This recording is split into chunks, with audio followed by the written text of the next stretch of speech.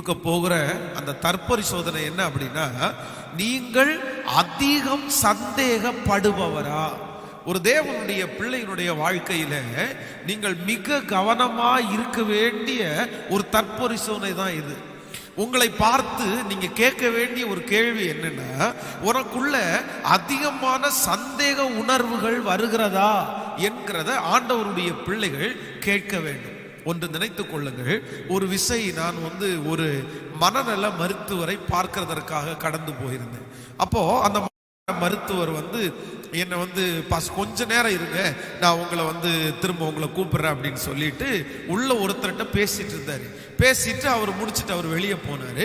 வெளியே போனதற்கு பிறகு அப்ப நானும் அவரும் சேர்ந்து டாக்டரும் சேர்ந்து பேசிக்கொண்டே இருந்த நிறைய காரியத்தை பேசிட்டு இருக்கும் போது அவர் ரொம்ப ஷாக்கான ஒரு நியூஸ் சொன்னாரு. பாஸ்டர், நம்ம திருச்சபையில கண்டிப்பா இந்த காரியங்களுக்கு ஒரு அவேர்னஸ் நம்ம கொடுக்கணும். இப்போ என்னிடத்திலிருந்து கடந்து போயிருக்கிறார்ல அந்த நபரு, இவருக்கு என்ன பிரச்சனைனா, அவர் வேலை செய்து கொண்டே இருக்கிற அந்த நேரத்துல திடீர்னு அவங்களுடைய மனைவியை குறித்து ஒரு சந்தேகம் வந்துடும். என் மனைவி ஏதாவது பண்ணிடுவாங்களோ, யார்கிட்டையாவது பேசிட்டு இருப்பாங்களோ அப்படின்னு சொல்லிட்டு அந்த வேலையை அப்படியே விட்டுட்டு வீட்டுக்கு வந்துருவாரு. இதே போல வீட்டில இருந்து வேலைக்கு போகாம தன்னுடைய மனைவியின் மேல் சந்தேகப்பட்டு வீட்டிலேயே உட்கார்ந்துட்டு இருக்கிறாரு. இத்தனைக்கும் பாத்தீங்க அப்படின்னா அவங்க மனைவியும் வந்திருந்தாங்க. நீங்க பாத்தீங்க தெரியுமா, அவங்க ஒல்லியா ரொம்ப அலங்கோலமா எப்படி இருக்காங்க பாஸ்டர். இவருக்கு இப்படிப்பட்ட ஒரு சந்தேகத்தின் ஆவி உள்ள அந்த குடும்பத்தையே இப்ப பிரிச்சிட்டு இருக்குது அப்படின்னு சொன்னாரு. பொதுவாக இந்த சந்தேகத்தை குறித்து நான் நிறைய நேரத்தில் குடும்ப கூடுகையில பேசி இருக்கிறேன். இந்த சந்தேகம் எப்படி ஒரு குடும்பத்துல உண்டாகிறது என்று சொன்னால், யாரோ ஒருத்தர் ஆரம்பிச்சு விடுறாங்க அப்படின்னா, இந்த சந்தேகத்தினுடைய முளை எங்கே எழுப்புதுன்னா, எப்போ ஒரு மனுஷன் இல்லைன்னா ஒரு கணவன் ஒரு மனைவி இல்லைன்றால் பிள்ளைகள் எப்போ உண்மையை மறைக்கிறாங்களோ அப்பதான் சந்தேகத்திற்கு விதை போடுகிறார்கள். ரொம்ப கவனமா இருக்கணும். நம்முடைய வாழ்க்கையில சில நேரத்துல சில உண்மைகளை நம்ம மறைச்சிடறோம். ஏன் மறைச்சிடறோம் அப்படின்னா, அது தப்பாவே இருக்காது, அது சரியான ரிலேஷன்ஷிப்பா தான் இருக்கும், அதுல ஒன்றும் தவறெல்லாம் இருக்காது. இப்போ பொதுவாக ஒரு SMS உங்களுடைய செல்லுக்கு வருதுன்னு வைங்களேன், ஒரு ஆண் மகனா இருக்கலாம், ஒரு SMS வருது ஒருத்தரிடத்துல இருந்து வருது. அப்போ அந்த SMS வரும்போது திடீரென்று அதை டெலீட் பண்றாங்களே பாருங்களேன். அதை டெலீட் பண்ண உடனேயே இத ஒரு வீட்டுல இருக்கிற ஒரு நபர் கண்டுபிடிச்சா அவங்களுக்குள்ள என்ன வருதுன்னா சந்தேகம் வந்துடும். நீங்க எதுக்காக டெலீட் பண்ணீங்க, நீங்க தப்பு பண்ணாத நபரா இருந்தா டெலீட் பண்ண வேண்டிய அவசியம் இல்லைல்ல அப்படின்னு. அப்போ இந்த சந்தேகம் என்கிற இந்த முளை எதுல ஆரம்பிக்குது அப்படின்னா, எப்போ உண்மையை மறைக்கிறாங்களோ அப்போதான் நிறைய இடங்கள்ல சந்தேகம் ஆரம்பிக்குது. சிலர் காரணமே இல்லாம சந்தேகப்படுவாங்க, அவங்களை குறித்து தான் நான் பேச வர்றேன். ஆனா ஆண்டவருடைய பிள்ளைகள், இந்த சத்தியத்தை கேட்கிறவர்கள் மிக கவனமா இருக்க வேண்டிய ஒன்று இருக்கிறது. நீங்கள் சந்தேகத்தை உண்டு பண்ணுகிற நபர்களாகவும் மாறிடக்கூடாது. எப்பவுமே இந்த ஒளிவு மறைவு என்கிறது திருமணத்திற்கு பிறகு இருக்கக்கூடாது. அதுக்கு முன்னாடி நான் நிறைய செய்தியில பேசியிருக்கிறேன். திருமணத்திற்கு முன்பாக உங்களுடைய வாழ்க்கையிலே நடந்த காரியங்கள் எல்லாம் அவ்வளவுதான். ஆண்டவர் முதுகுக்கு பின்னாடி போட்டாரு, கடலின் ஆழத்துக்குள்ள போட்டாரு. அதை திரும்ப ஆண்டவருடைய பிள்ளைகள் நினைத்து பார்க்க கூடாது. நான் ஒரு செய்தியை கொடுத்திருக்கிறேன், யாரிடமும் சொல்லக்கூடாத 3 ரகசியங்கள் அப்படின்ற ஒரு செய்தியை கொடுத்திருக்கிறேன். ஒருவேளை அந்த செய்தியை பார்க்காதவர்கள், அது 3 செக்ஷன் பேசியிருக்கேன். அது கண்டிப்பாக ஒரு குடும்பத்தில் இருக்கிற ஒரு கணவன் மனைவி அந்த செய்தியை கண்டிப்பா கேட்கணும். நீங்க டைம் இருந்தா அதை நீங்க பார்க்காதவங்க அதை கண்டிப்பா நீங்க வாட்ச் பண்ணுங்க. அப்போ மிக கவனமா இருக்க வேண்டியது என்னன்னா, ஒரு தேவனுடைய பிள்ளை திருமணத்திற்கு முன்பாக நடந்த அந்த வாழ்க்கை அதெல்லாம் முடிஞ்சிருச்சு. ஆனா அதற்கு பிறகு நீங்கள் அவர் திட்டுவாரு இல்லைன்னா அவங்க திட்டுவாங்க அப்படின்னு நினைச்சிட்டு சில காரியத்தை மறைச்சிங்கன்னா சந்தேகம் உங்களுக்குள்ளே உண்டாகும். அப்போ ஆண்டவருடைய பிள்ளைகளே, எடுத்ததற்கெல்லாம் ஆண்டவருடைய பிள்ளைகள் சந்தேகப்படவே கூடாது. அதான் நான் சொல்றேன், நீங்க என்னைக்கு ஒரு நபர் தன்னுடைய மனைவி பேசுகிறத ரெக்கார்டு போடுறதோ இல்ல கணவன் பேசுகிறத ரெக்கார்டு போடுறத நிறுத்துறாங்களோ அன்னைக்குதான் சந்தேக புத்தியே போயிடும். சிலருக்கு அதிகமான சந்தேகம் இருக்குது. அவங்க நல்லவங்களா இருப்பாங்க, ஆனா அவங்களுடைய கேரக்டர், ஒருவேளை அவருடைய பழகு முறை, அவர்களுடைய பேச்சு முறை வித்தியாசமா இருக்கணும். ஆனால் நான் திரும்ப ஒரு ஆலோசனை கொடுக்கிறேன். ஒருவேளை உங்களுடைய கணவனார், உங்க மனைவி, உங்க குடும்பத்தில் இருக்கிற நபர் உங்களை பார்த்து சந்தேகப்படுவார்களே ஆனால் முதல் ஃபர்ஸ்ட் என்ன பண்ணணும்னா, அவங்க ஏன் சந்தேகப்படுறாங்க, அவங்களுக்கு எப்படி இந்த சந்தேகம் உருவாச்சு அப்படின்ற முளைய நீங்க கிள்ளி எறியாவிட்டா அது ஒரு மிகப்பெரிய பூகம்பத்தில் போய் நிற்கும். அது குடும்ப பிரிவினையில போய் நிற்கும். அதற்கு பிறகு சந்தேகம்ன்ற ஒண்ணு வந்துச்சுன்னா உங்க குடும்பத்துல சமாதானம் தூரமா இருக்கும். அந்த வாழ்க்கை நரக வாழ்க்கையா மாறிடும். அதனால இன்றைக்கு ஆண்டவருடைய பிள்ளைகள் ஒரு தீர்மானம் எடுங்க. ரொம்ப சந்தேகப்பட வேண்டாம், ரொம்ப சந்தேகப்பட வேண்டாம். இருக்கிறதுக்கெல்லாம் சந்தேகப்பட்டா அப்புறம் எப்படி இந்த உலக வாழ்க்கையை நம்ம வாழ முடியும்? சிலருக்கு சில பழக்கங்கள் இருக்கத்தான் செய்யும். சிலர் ஒருத்தர் இடத்துல கொஞ்ச நேரம் பேசணும்னு இருப்பாங்க, ஒருத்தர் பேசக்கூடிய எண்ணம் அவங்களுக்குள்ள இருக்காது. பொதுவாக ஆண்களுடைய கேரக்டருக்கும் பெண்களுடைய கேரக்டருக்கும் நிறைய வித்தியாசம் இருக்குது. ஆண்கள் அதிகமாய் பேசுறது இல்ல, ஆண்கள் அதிகமா பேசுறாங்கன்னா டேஞ்சர் அப்படின்னு அர்த்தம். பெண்கள் அதிகமாய் பேசுவார்கள். இப்படி நிறைய வித்தியாசம் இருக்கிறதுனால சந்தேகம் என்கிற ஒன்றை ஆண்டவருடைய பிள்ளைங்க அடியோட அழிச்சிடணும். போய் உட்கார்ந்து பேசி இப்போ கிளியர் பண்ணி ரெண்டு பேரும் உட்கார்ந்து, கணவன் மனைவியா இருந்தா உட்கார்ந்து ஏன் சந்தேகப்படுறேன் அப்படின்றத மனசுக்குள்ளேயே வைக்காம, இதுதான் பிரச்சனை, இதெல்லாம் நீ செய்யும் போது எனக்கு உன் மேல சந்தேகம் வருது, அதனால இதை செய்யாம அவாய்ட் பண்ணிக்கோ அப்படின்னு ஒருத்தருக்கு ஒருத்தர் நீங்க விட்டு கொடுத்து ஒப்புரவாகாத பட்சத்துல சமாதானம் வரவே வராது. பிள்ளைகளையும் அப்படித்தான்.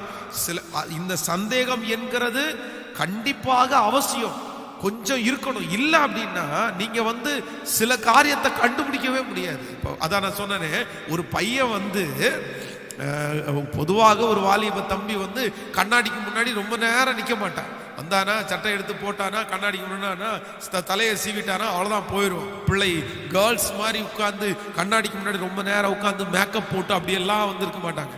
ஆனா எப்பவுமே கண்ணாடிக்கு முன்னாடி ரொம்ப நேரம் நிற்காத ஒரு பையன் திடீர்னு கண்ணாடிக்கு முன்னாடி நின்று ரொம்ப நேரம் செலவு பண்றத பார்த்துட்டோம் அப்படின்னா ஆண்டவருடைய பிள்ளைகள் உடனே கவனமா இருக்கணும். இவன் ஏன் ரொம்ப நாளுக்கு இப்போ ரொம்ப நேரம் கண்ணாடிக்கு முன்னாடி நிற்கிறானே. ஸோ இப்படி ஒரு டவுட் உங்களுக்கு கிரியேட் ஆகும்போது அவனுடைய காரியத்தை நீங்க வாட்ச் பண்ண ஆரம்பிச்சிருவீங்க. அப்போ ஒருவேளை அவனுடைய வாழ்க்கை தடுமாற்றமான வாழ்க்கையா இருக்குமே ஆனால் நம்ம கண்டுபிடிச்சு கரெக்ட் பண்றதுக்கு வசதியாக இருக்கும். அதனால ஒரு விதத்துல இந்த சந்தேகம் என்கிறது ஒரு பர்சன்ட் இருக்கிறது உங்களுக்கு தப்பு இல்லை. ஆனா ஒன்று, சந்தேகமே வாழ்க்கையாயிடக்கூடாது, சந்தேகமே வாழ்க்கையாயிடக்கூடாது. ஒவ்வொருத்தருக்கும் சில உரிமைகள் இருக்கிறது. மனைவிக்கு உரிமை இருக்குது, ஒரு கணவனாருக்கு உரிமை இருக்குது. சில நேரத்தில் அதான் நான் சொல்லுவேன், ஃபோனில் ஒரு மாதிரி பேசுவாங்க, நேரடி ஒரு மாதிரி பேசுவாங்க, இன்னொருத்தரிடத்துல ஒரு மாதிரி பேசுவாங்க, அப்படி பேசுவாங்க. அதனால இருக்கிறதெல்லாம் ரொம்ப சந்தேகப்படாம ஆண்டவரிடத்துல கேளுங்க. கர்த்தரையும் அப்படித்தான், ஆண்டவருடைய வார்த்தையும் அப்படித்தான். நீங்கள் சந்தேகப்படாமல் விசுவாசிப்பீர்களே ஆனால் ஆண்டவர் உங்களுக்கு பதில் தருவார். இப்ப இந்த தற்பரிசோதனைக்காக நம்ம ஜெபிக்க போறோம். ஆண்டவரே, எனக்குள்ளே இருக்கிற சந்தேக குணத்தை எடுத்து போடுங்க ஆண்டவரேன்னு சொல்லுங்க.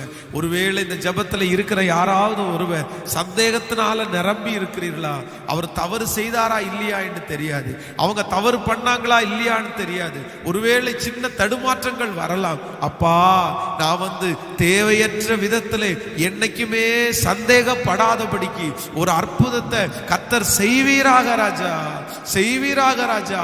சந்தேகத்தின் நிமித்தமாய் யாருடைய குடும்பங்களிலே பிரிவினைகளும் கஷ்டங்களும் இருக்கிறதோ அங்கெல்லாம் இப்பொழுது ஒருத்தருக்கு ஒருத்தர் ஒப்புரவாகி ஒரு மிகப்பெரிய விடுதலையை பெற்றுக்கொள்ள போகிறதற்காக உமக்கு ஸ்தோத்திரம் ஆண்டவரே, ஸ்தோத்திரம் பா. ஆண்டவர் அற்புதத்தை செய்ய போகிறதற்காய் ஸ்தோத்திரம். ஆமென், ஆமென், ஹல்லேலூயா. சோ ஆண்டவருடைய பிள்ளைகள் கவனமாய் அதுல இருக்கும்படியாய் உங்களை அன்போடு கேட்கிறேன். மீண்டும் சொல்லுகிறேன், ஒருவேளை உங்களுடைய குடும்பத்திலே சமாதான குறைவு உண்டாய் இருக்குமே ஆனால், சந்தேகங்கள் அதிகமாய் இருக்குமே ஆனால், அந்த சந்தேகம் ஏன் வந்துச்சு, என்ன காரணம், இவர் சந்தேகப்படுறதுக்கு ஏதாவது இருக்கா அப்படின்றத நீங்க கொஞ்சம் கவனிச்சு அவங்களுக்கு பிடிக்காதுன்னா தூர தூக்கி போடுறது நிச்சயமாகவே உங்க குடும்பத்துல சமாதானத்தை கொண்டு வரும். ஆமென், ஆமென். இன்றைக்கு தேவனுடைய வார்த்தைக்கு நேராய் நாம் கடந்து போக போகிறோம். இன்னைக்கு மிக முக்கியமான சில சாட்சிகளோடு கூட இந்த தேவ செய்தியை உங்களோடு கொடுக்கும்படியாக ஆண்டவர் என்னை அனுப்புனதற்காக ஆண்டவருக்கு நான் நன்றி செலுத்துகிறேன். வேதத்தை திறந்து நம்ம ஒரு வசனத்தை நம்ம இன்றைக்கு ஆதாரமாக ஒரு வசனத்தை வாசிக்க போகிறோம். ஏசாயா எழுதின தீர்க்க தரிசன புஸ்தகத்தை எடுத்துக்கொள்ளுவோம். ஏசாயா எழுதின தீர்க்க தரிசன புஸ்தகம் 55ஆம் அதிகாரத்திலே 8வது வசனத்தை நம்ம வாசிக்க போகிறோம். ஏசாயா எழுதின தீர்க்க தரிசன புஸ்தகம் 55வது அதிகாரத்திலே 8வது வசனம். என் நினைவுகள் உன் நினைவுகள் அல்ல, உங்கள் வழிகள் என் வழிகளும் அல்லவென்று கர்த்தர் சொல்லுகிறார். 8வது வசனத்தை வாசிக்கலாம். என் நினைவுகள் உங்கள் நினைவுகள் அல்ல, உங்கள் வழிகள் என் வழிகளும் அல்லவென்று கர்த்தர் சொல்லுகிறார். ஆண்டவருடைய பிள்ளைகளே, இந்த இடத்திலே ஆண்டவர் மிக அழகாக ஒரு வசனத்தை நமக்கு எழுதி வைத்திருக்கிறார்.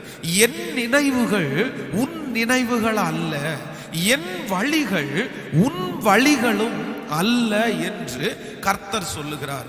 ஒரு தேவனுடைய பிள்ளையினுடைய வாழ்க்கையிலே ஆண்டவருடைய நினைவுகளை அறிந்து கொள்ளுவதுதான் அவங்க வாழ்க்கையிலே இருக்கிற ஒரு மிகப்பெரிய வெற்றி. பொதுவாக நமக்கு ஆசை என்று ஒன்று இருக்கிறது, ஒரு விருப்பம்னு ஒன்று இருக்குது, ஒரு ஆசைன்னு ஒன்று இருக்குது, நமக்கு இஷ்டம்னு ஒன்று இருக்குது, நம்முடைய நினைவுகள் என்று ஒன்று இருக்கிறது. அதே போல நம்ம ஆண்டவருடைய பிள்ளைகளாய் மாறும்போது ஆண்டவர் நமக்கென்று ஒரு இஷ்டத்தை, நமக்கென்று ஒரு விருப்பத்தை, நமக்கென்று ஒரு எதிர்காலத்தை ஆண்டவர் ஃபர்ஸ்டே ஆயத்தம் பண்ணி வைத்திருக்கிறார். ஆனா ஒரு தேவனுடைய பிள்ளை தன்னுடைய ஆசையை நிறைவேற்றுவதற்கு, இல்லைன்னா தன்னுடைய விருப்பப்படி நடக்கணும் அப்படின்னு நினைச்சா நிறைய நேரங்களில் ஆண்டவர் உங்களுக்காக வைத்திருக்கிற ஒரு பெரிய பெரிய ஆசீர்வாதத்தை நீங்க உங்க வாழ்க்கையில பெற்றுக்கொள்ளவே முடியாது. அப்போ நீங்க நிறைய பேர் கேட்பீங்க, அப்ப நாங்க ஆசைப்படுறதெல்லாம் ஆண்டவர் தரமாட்டாரா, ஆசைப்பட்டதெல்லாம் கிடைக்காதா? ஒன்று நினைத்து கொள்ளுங்கள், நீங்கள் சில காரியங்களுக்கு ஆசைப்பட்டவர்களா இருந்தாலும் அந்த ஆசையினுடைய சில விளைவுகள் நம்முடைய கண்களுக்கு தெரியாது, அது கர்த்தருக்கு மட்டும்தான் தெரியும். அதனால ஆண்டவர் உங்கள் மேல் அன்பு வச்சிருக்கிறதுனால சில நேரத்தில் உங்களுடைய ஆசைகள் இப்பொழுது நல்ல ஆசையாய் இருந்து பின்னாடி உங்களுக்கு அது கெட்ட ஆசைகளாய், இல்லை என்றால் உங்களை அழிக்கிற ஆசைகளாய் மாறுமையானால் சில நேரத்தில் ஆண்டவர் வேணான்னு தடுக்கிறாரு. ஆனால் அதை புரிந்து கொண்டு, சரி ஆண்டவரே, என் ஆசையை விட உங்க ஆசைதான்ப்பா பெருசு அப்படின்னு யார் நினைக்கிறார்களோ அவர்கள் தான் ஒரு பெரிய வெற்றியாளனாய் மாற முடியும். இன்றைக்கு இந்த செய்தியில கொடுக்க போகிற என்னுடைய சாட்சி கொஞ்சம் உங்களுக்கு வித்தியாசமாய், சில நேரத்தில் தான் என்னுடைய திருமண காரியங்களை குறித்து தான் இன்றைக்கு இந்த சாட்சியிலே முழுவதுமாக உங்களோடு பேசி உங்களுக்காக ஜெபிக்க நான் ஆசைப்படுகிறேன். ஒரு நாள் என்னுடைய திருமண காரியங்களுக்காக ஆயத்தமாகி கொண்டே இருக்கிறோம். இப்போ திருமணத்திற்காக பெண் பார்க்கிறதுனா காரியம் நடந்து கொண்டே இருக்கிறது. அப்போ எங்களுடைய சபையினுடைய கொஞ்சம் தூரத்தில் ஏற்கனவே நான் ஒரு பிரேயர்சல் ஊழியம், ஒரு சின்ன ஊழியம் நடந்து கொண்டிருந்த இடத்துல ஒரு பெண் இருக்குது. ரொம்ப அழகான ஒரு பெண், நல்ல படித்த ஒரு பெண், நல்ல பாடுகிற ஒரு பொண்ணு, நல்ல ஜெபம் பண்ற ஒரு பொண்ணு. உடனே எங்களுடைய அம்மா அப்பா நம்ம இந்த பொண்ணு பார்க்குற விஷயங்களை பேசி கொண்டிருக்கும் போது என்னை வளர்த்துன அந்த அம்மா அப்பா பேசுறாங்க, இந்த மாதிரி இந்த பொண்ணை நம்ம பார்க்கலாமா அப்படின்னு சொல்லி அவங்க என் கூட பேசிட்டே இருக்கிறாங்க. பேசிட்டு இருக்கும்போது எனக்கும் மனசுக்குள்ள என்னன்னா, அவங்க பேசுற வரைக்கும் அப்படிப்பட்ட ஒரு எண்ணம் வரலன்னா கூட அவங்க பேசின உடனேயே அப்படிப்பட்ட ஒரு கற்பனை வந்துருச்சு. ஸோ இது வரைக்கும் நம்ம அப்படிப்பட்ட காரியங்களில் விழல, இது பண்ணல, யோசிக்கல. திடீர்னு இப்படி சொல்லும் போது ஒரு பயங்கரமான சந்தோஷம் உள்ளுக்குள்ள வந்துச்சு. உடனே நான் அம்மா அப்பா பார்த்து சொன்னேன், எனக்கு 100% திருப்தி. எனக்கு வந்து சந்தோஷம். அந்த இடத்துல வந்து நான் வந்து ஆண்டவருடைய சித்தத்தை கேட்கல, ஆண்டவருடைய சமூகத்துல ஜெபிக்கல, எதுவுமே சொல்லல. எனக்கு அவங்க சொன்ன உடனே அவங்கள்ட்ட நான் என்ன சொல்லிட்டேன் அப்படின்னா, ஐயோ அவங்க ஜெபிக்கிற பிள்ளையாச்சே, நல்லா பாடுற பிள்ளையாச்சே, தாராளமா அதை நம்ம பண்ணலாம் அப்படின்னு சொல்லிட்டு நீங்க போய் பொண்ணு கேளுங்க அப்படின்னு சொன்னோம். அப்போ வந்து அப்பா அம்மா வந்து அந்த பொண்ணுடைய தாயின் இடத்துல கேட்குறாங்க. தாய் மட்டும்தான் இருக்கிறாங்க. அந்த தாய் வந்து என்ன அவங்களுக்கு ரொம்ப பிடிக்கும். அவங்க வந்து தாராளமாக வந்து பாஸ்டருக்கு நாங்கள் கல்யாணம் பண்ணி கொடுத்துட்றோம். ஆனால் அவங்க சொந்தத்தில் அவங்க மாமா தான் எல்லாத்தையுமே பார்த்துட்டு இருக்கிறாரு. அவங்கள்ட்ட ஒரு வார்த்தை நீங்கள் பேசிட்டீங்கன்னா பரவாயில்லன்னு சொல்லி எங்கள் அம்மா அப்பாட்ட சொன்ன உடனே எங்கள் அம்மா அப்பா வந்து இப்போ அவங்கள்ட்ட பேச போகிறதுக்காக ரெடி ஆயிட்டாங்க. அவங்களுக்கு கால் பண்ணி பேசினாங்க. இந்த மாதிரி நாங்கள் உங்களை பார்க்க வரணும் அப்படின்னு சொன்னாங்க. அவங்க வந்து ஒரு டைம் கொடுத்தாங்க. இவங்க போனாங்க. போய் உட்கார்ந்து எல்லாம் பேசின உடனே இவங்க வந்து இந்த மாதிரி எங்கள் பையன் அப்படின்னா பாஸ்டர் பையனை மாதிரி தான் நினச்சாங்க. பாஸ்டருக்கு வந்து நாங்கள் பொண்ணு கேட்கறதற்காக வந்திருக்கிறோம், அந்த உங்களுடைய அக்காவுடைய மகளை வந்து திருமணம் பண்ணுறதற்காக கேட்கறதற்காக வந்திருக்கிறோம் அப்படின்னு சொன்ன அடுத்த நிமிஷத்துல அந்த மனுஷன் என்ன நினைச்சார் அப்படின்னு தெரியல. எங்க அம்மா அவங்க அப்பா அம்மாவை பார்த்து கேட்டாங்க, அவன் யாருன்னு உங்களுக்கு தெரியுமா அப்படின்னு கேட்டிருக்காங்க. அவன் யாருன்னு உங்களுக்கு தெரியுமா அப்படின்னு. அப்போ அவங்க சொல்லியிருக்காங்க. அவங்க கொஞ்சம் தடுமாறிட்டாங்க. ஏன்னா எங்களுடைய ஃபேமிலி பேக்ரவுண்டை பற்றி, என்னுடைய ஊர்ல இருக்கிற எங்க அம்மா அப்பாவை பற்றி, என்னுடைய அண்ணன் தம்பியை பற்றி, அம்மா அப்பாவுக்கு இங்கே என்ன வளர்த்துற இவங்களுக்கே பெருசா எதுவுமே தெரியாது. இல்ல அதிகமா தெரியாது. ஆனா அவர் இங்க இருந்த நாட்கள்ல நல்ல ஊழியக்காரர், இப்ப நல்ல ஊழியம் செஞ்சுட்டு இருக்கிறாரு, ஊழியம் வளர்ந்துட்டு இருக்குது அப்படின்னு சொல்லியிருக்காங்க. இன்னொன்னு, சரி உங்கள்கிட்ட ஒண்ணு கேட்கிறேன் அப்படின்னு சொல்லி அவர் கேட்டிருக்காரு. அந்த பையன் மஞ்சக்காமால வியாதி முத்தி போய் இவ்வளோ படாத பாடுபட்டு கஷ்டப்பட்டு இப்பதான் உடம்பு சரியாகி ஊழியம் பண்ணியிருக்கிறான். இப்படி ஒரு வியாதி உள்ள ஒரு பையனுக்கு வந்து நாங்க வந்து பொண்ணு கொடுக்கணும்னு நீங்க எப்படி கேட்குறீங்க அப்படின்ற மாதிரி கேட்டுட்டாங்க. அப்போ அம்மா அப்பாவுக்கு ரொம்ப வருத்தம் ஆயிடுச்சு. அவங்க வீட்டில் வந்துட்டாங்க. வீட்டில் வந்து எங்கிட்ட அப்போ நான் வந்து பயங்கரமான ஈகரில் இருக்கேன். எப்போ என்ன சொல்ல போறாங்க, என்ன பதில் சொல்லியிருப்பாங்க. என் மனசுக்குள்ள என்ன அப்படின்னா 100% வந்து ஓகே தான் சொல்லியிருப்பாங்க. அதுக்கு மேல எனக்கு வேற யோசனையே இல்லை. ஆனா அவங்க வந்த உடனே சொல்லிட்டாங்க, அப்பா அவங்க வந்து உன்னுடைய பேக்ரவுண்டை பற்றி கேட்குறாங்க. அது மாதிரி உனக்கு ஏற்கனவே இருந்த பிரச்சனையை குறித்து அவங்க பேசினாங்க. அதனால அவங்களுக்கு கொடுக்கறதான ஐடியா அவங்களுக்குள்ள இல்லை அப்படின்னாங்க. என்ன அந்த அளவுக்கு நல்லா ட்ரீட் பண்ணலப்பா, என்னை வந்து ட்ரீட் பண்ண விதம் எனக்கு சரியா பிடிக்கல அப்படின்னு சொன்னாங்க. என்னை வளர்த்துன அந்த அம்மா வந்து ஹெட் மாஸ்டரா இருந்தாங்க. அந்த அப்பா வந்து அவர் வந்து அக்ரிகல்ச்சர்ல ஆஃபீஸர் ஏஓவா இருந்தார். 2 பேரும் நல்ல மதிப்புக்குரியவங்க, 2 பேரும் நல்ல சமுதாயத்துல நல்ல கனத்துக்குரியவங்க. உடனே டக்குன்னு நான் என்ன சொல்றேன் அப்படின்னா, உங்களை மதிக்காத இடத்துல நீங்க கண்டிப்பா இனி போய் கேட்க வேண்டாம் அப்படின்னு. ஆனா அப்பா சொல்றாங்க, இல்ல நீ ரொம்ப வந்து ஒருவேளை யோசிச்ச அப்படின்னா இன்னொரு டைம் கூட வேண்டாம், நான் வேணா போய் பேசட்டுமா அப்படின்னு கேட்டாங்க. அப்ப நான் ஒரே வார்த்தை சொன்னேன், உங்களை மதிக்காத இடத்துல வந்து நீங்க கேட்க வேணாம்ப்பா அப்படின்னு சொல்லிட்டு வந்தாலும் உண்மையிலே சொல்றேன், நீங்க என்ன நினைக்கிறீங்கன்னு தெரியல, என் மனசுக்குள்ள ஒரு தடுமாற்றம் வந்துச்சு பாருங்க. என்னால அதுல இருந்து வெளியே வர்றதுக்கு படாத பாடுபட்டேன். அந்த ஒரு வாரத்துல என் மனசுல வச்ச கற்பனை, நமக்கு வாழ்க்கை துணையாக வரப்போறது அப்படின்னு நினைச்சு அந்த கற்பனையிலிருந்து எனக்கு விடுதலை ஆகிறதுக்கு ரொம்ப கஷ்டப்பட்டேன். அம்மா அப்பாட்ட கெத்தா சொல்லிட்டேன், நீங்க போய் சொல்லிருங்க அப்படின்னு சொல்லிட்டேன். ஆனா எனக்கு பயங்கரமான தடுமாற்றம், என்ன செய்யறதுன்னே தெரியல. ஆண்டவருடைய சமூகத்துல போய் கெஞ்சுறேன், ஜெபம் பண்றேன், ஏசப்பா உதவி செய்யுங்க, உங்களுடைய ஆசை இல்லாம நான் பண்றதுக்கு விரும்பல, நீங்க நினைச்சீங்கன்னா கண்டிப்பா இது நடந்துரும். இப்போ நான் உங்க சித்தத்தை தெரிஞ்சுக்கிட்டு நான் போய் கேட்கல, உங்கள்கிட்ட நான் ஜெபம் பண்ணவும் இல்லை. ஆனா என் மனசுல ஏதோ விருப்பம் வந்த உடனே நான் சொல்லிட்டேன் போல தெரியுது. ஆனா இப்ப தடுமாறி கொண்டிருக்கிறேன், வேற யாருக்குமே தெரியாது. நான் மட்டும் இருதயத்துக்குள்ள வச்சு ஒரு வாரம் கர்த்தர் சமூகத்துல போராடி, ஆனா ஆண்டவர் நமக்கு பெரியவர் அல்லவா, அவருடைய சித்தத்தின்படி அவருடைய விருப்பத்தை நிறைவேற்றுவதற்காக நம்ம போராடும் போது ஹெல்ப் பண்றதற்கு ஆண்டவர் வல்லவர் இல்லவா? கொஞ்சம் உதவியை ஆண்டவர் செஞ்சு அந்த ஒரு வாரத்துக்குள்ள அந்த சிந்தனையே மறக்கப்படுற அளவுக்கு ஆண்டவர் ஒரு பெரிய இரக்கத்தை கர்த்தர் எனக்கு பாராட்டினார். ஆனா அதற்கு பிறகு திருமணம் எல்லாம் ஆகி இப்பொழுது நினைச்சு பார்க்கும் போதுதான் எனக்கு தெரியுது, அன்னைக்கு எதுவுமே என்னுடைய கண்ணுல தெரியல, எதுவுமே என் கண்ணுல தெரியல.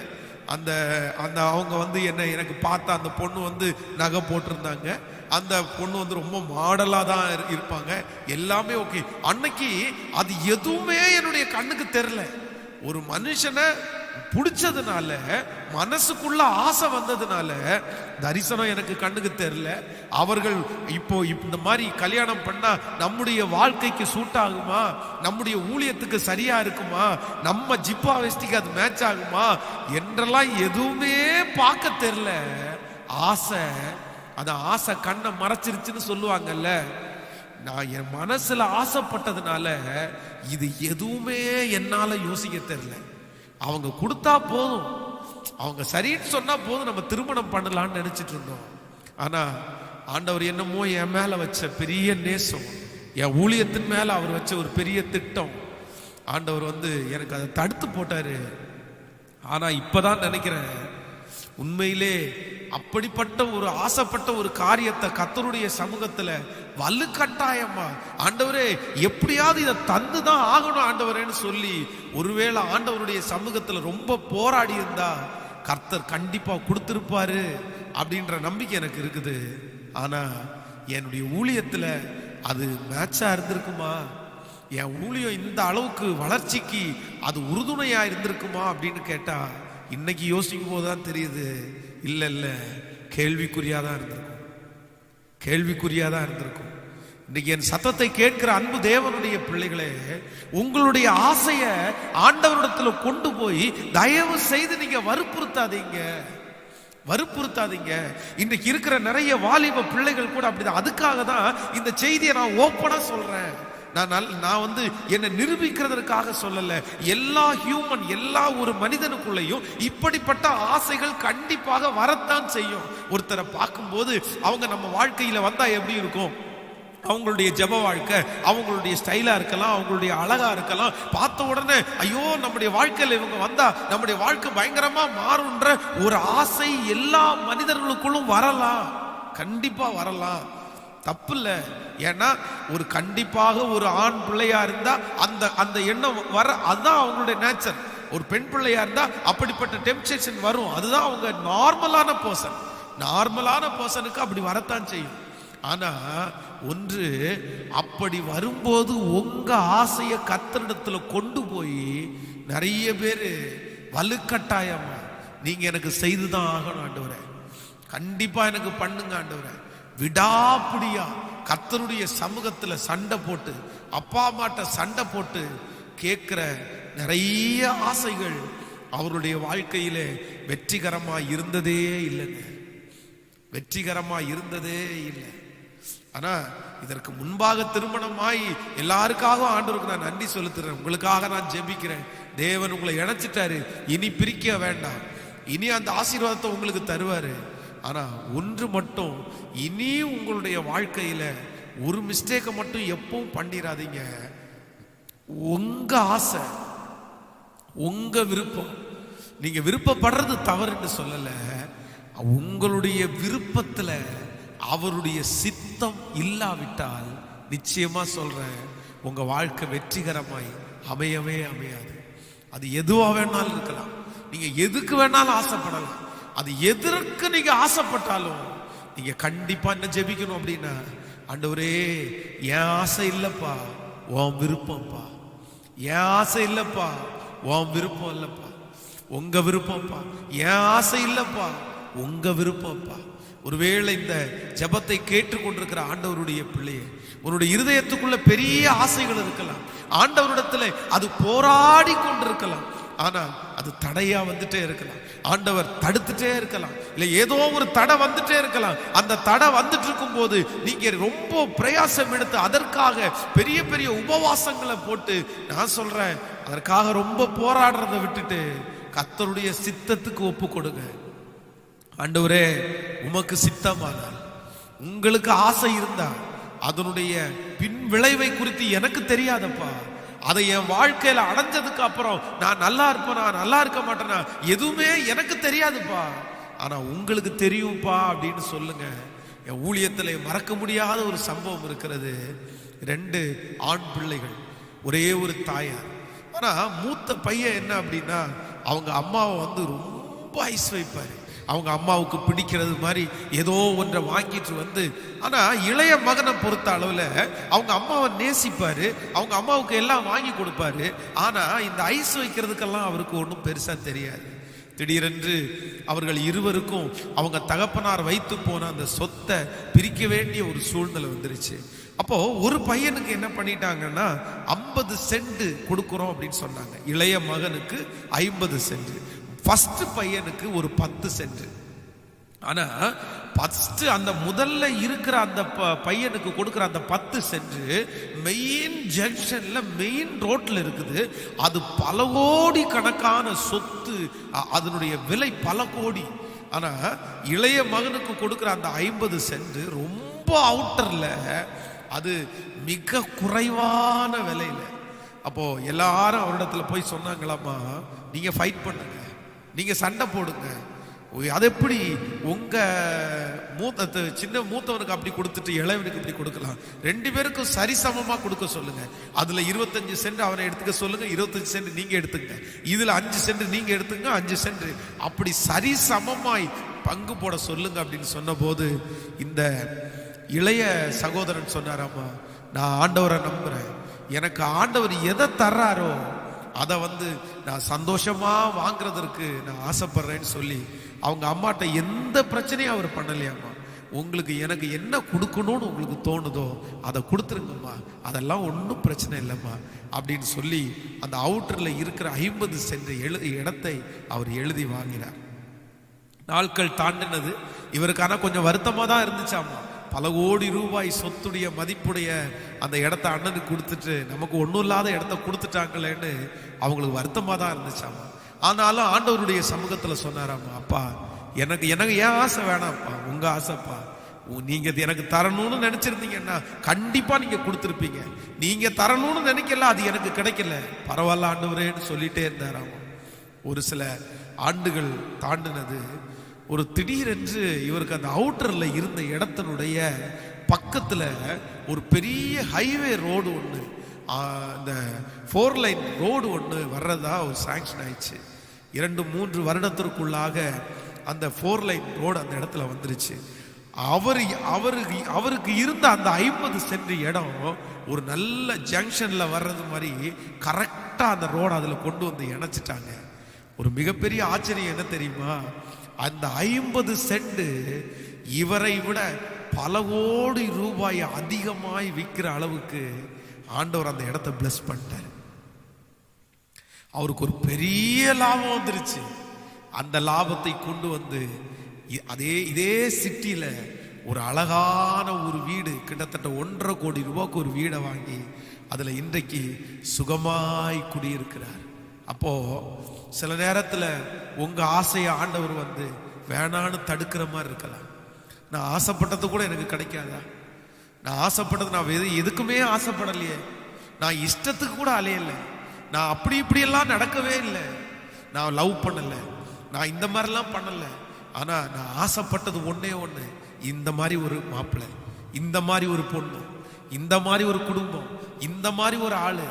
ஆனா நான் ஆசைப்பட்டத ஆண்டவர் எனக்கு தரலையே, நான் ஆசைப்பட்டது எனக்கு தரலையே அப்படின்னு யாராவது ஒருத்த துக்கமா இருப்பீங்கன்னா, ஆண்டவருடைய பிள்ளையே, உங்க ஆசையை விட கர்த்தருடைய ஆசைக்கு நீங்க முக்கியத்துவம் கொடுத்து நீங்க எஸ் சொல்லி இருந்தா, ஒருவேளை ஆரம்பத்துல இப்போ உங்களுடைய கண்களுக்கு அது கஷ்டமா தோல்வியா தெரிஞ்சாலும் நீங்க பயப்படாதீங்க, பின்னாடி ஒரு மிகப்பெரிய மகிமையை நீங்க காண்பீங்க, மிகப்பெரிய உயர்வை நீங்க காண்பீங்க.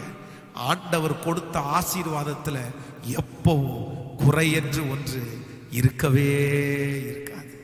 நீங்க சோர்ந்து போக கூடாது, நீங்க நல்லா ஜெபம் பண்ணணும், நீங்க மனரம்யமாய் அதை முழு இருதயத்தோடு ஆண்டவருடைய சமூகத்துல ஏற்றுக்கொண்டு, என் ஆசை இல்லப்பா, உங்க ஆசை. அதான் பெர்க்மன் செய்ய ரொம்ப அழகா ஒன்று பாடியிருப்பாரு, என்னுடைய ஆசை இல்லை உங்க ஆசைப்பா, எங்க ஆசை இல்லை உங்க ஆசை. இன்றைக்கு கூட இந்த ஜெபத்தில் இருக்கிற எல்லா பிள்ளைகளுக்கும் ஒரு தீர்மானத்தோடு போங்க. ஆண்டவர் யாரோ ஒருத்தரிடத்துல பேசிட்டு இருக்கிறாரு.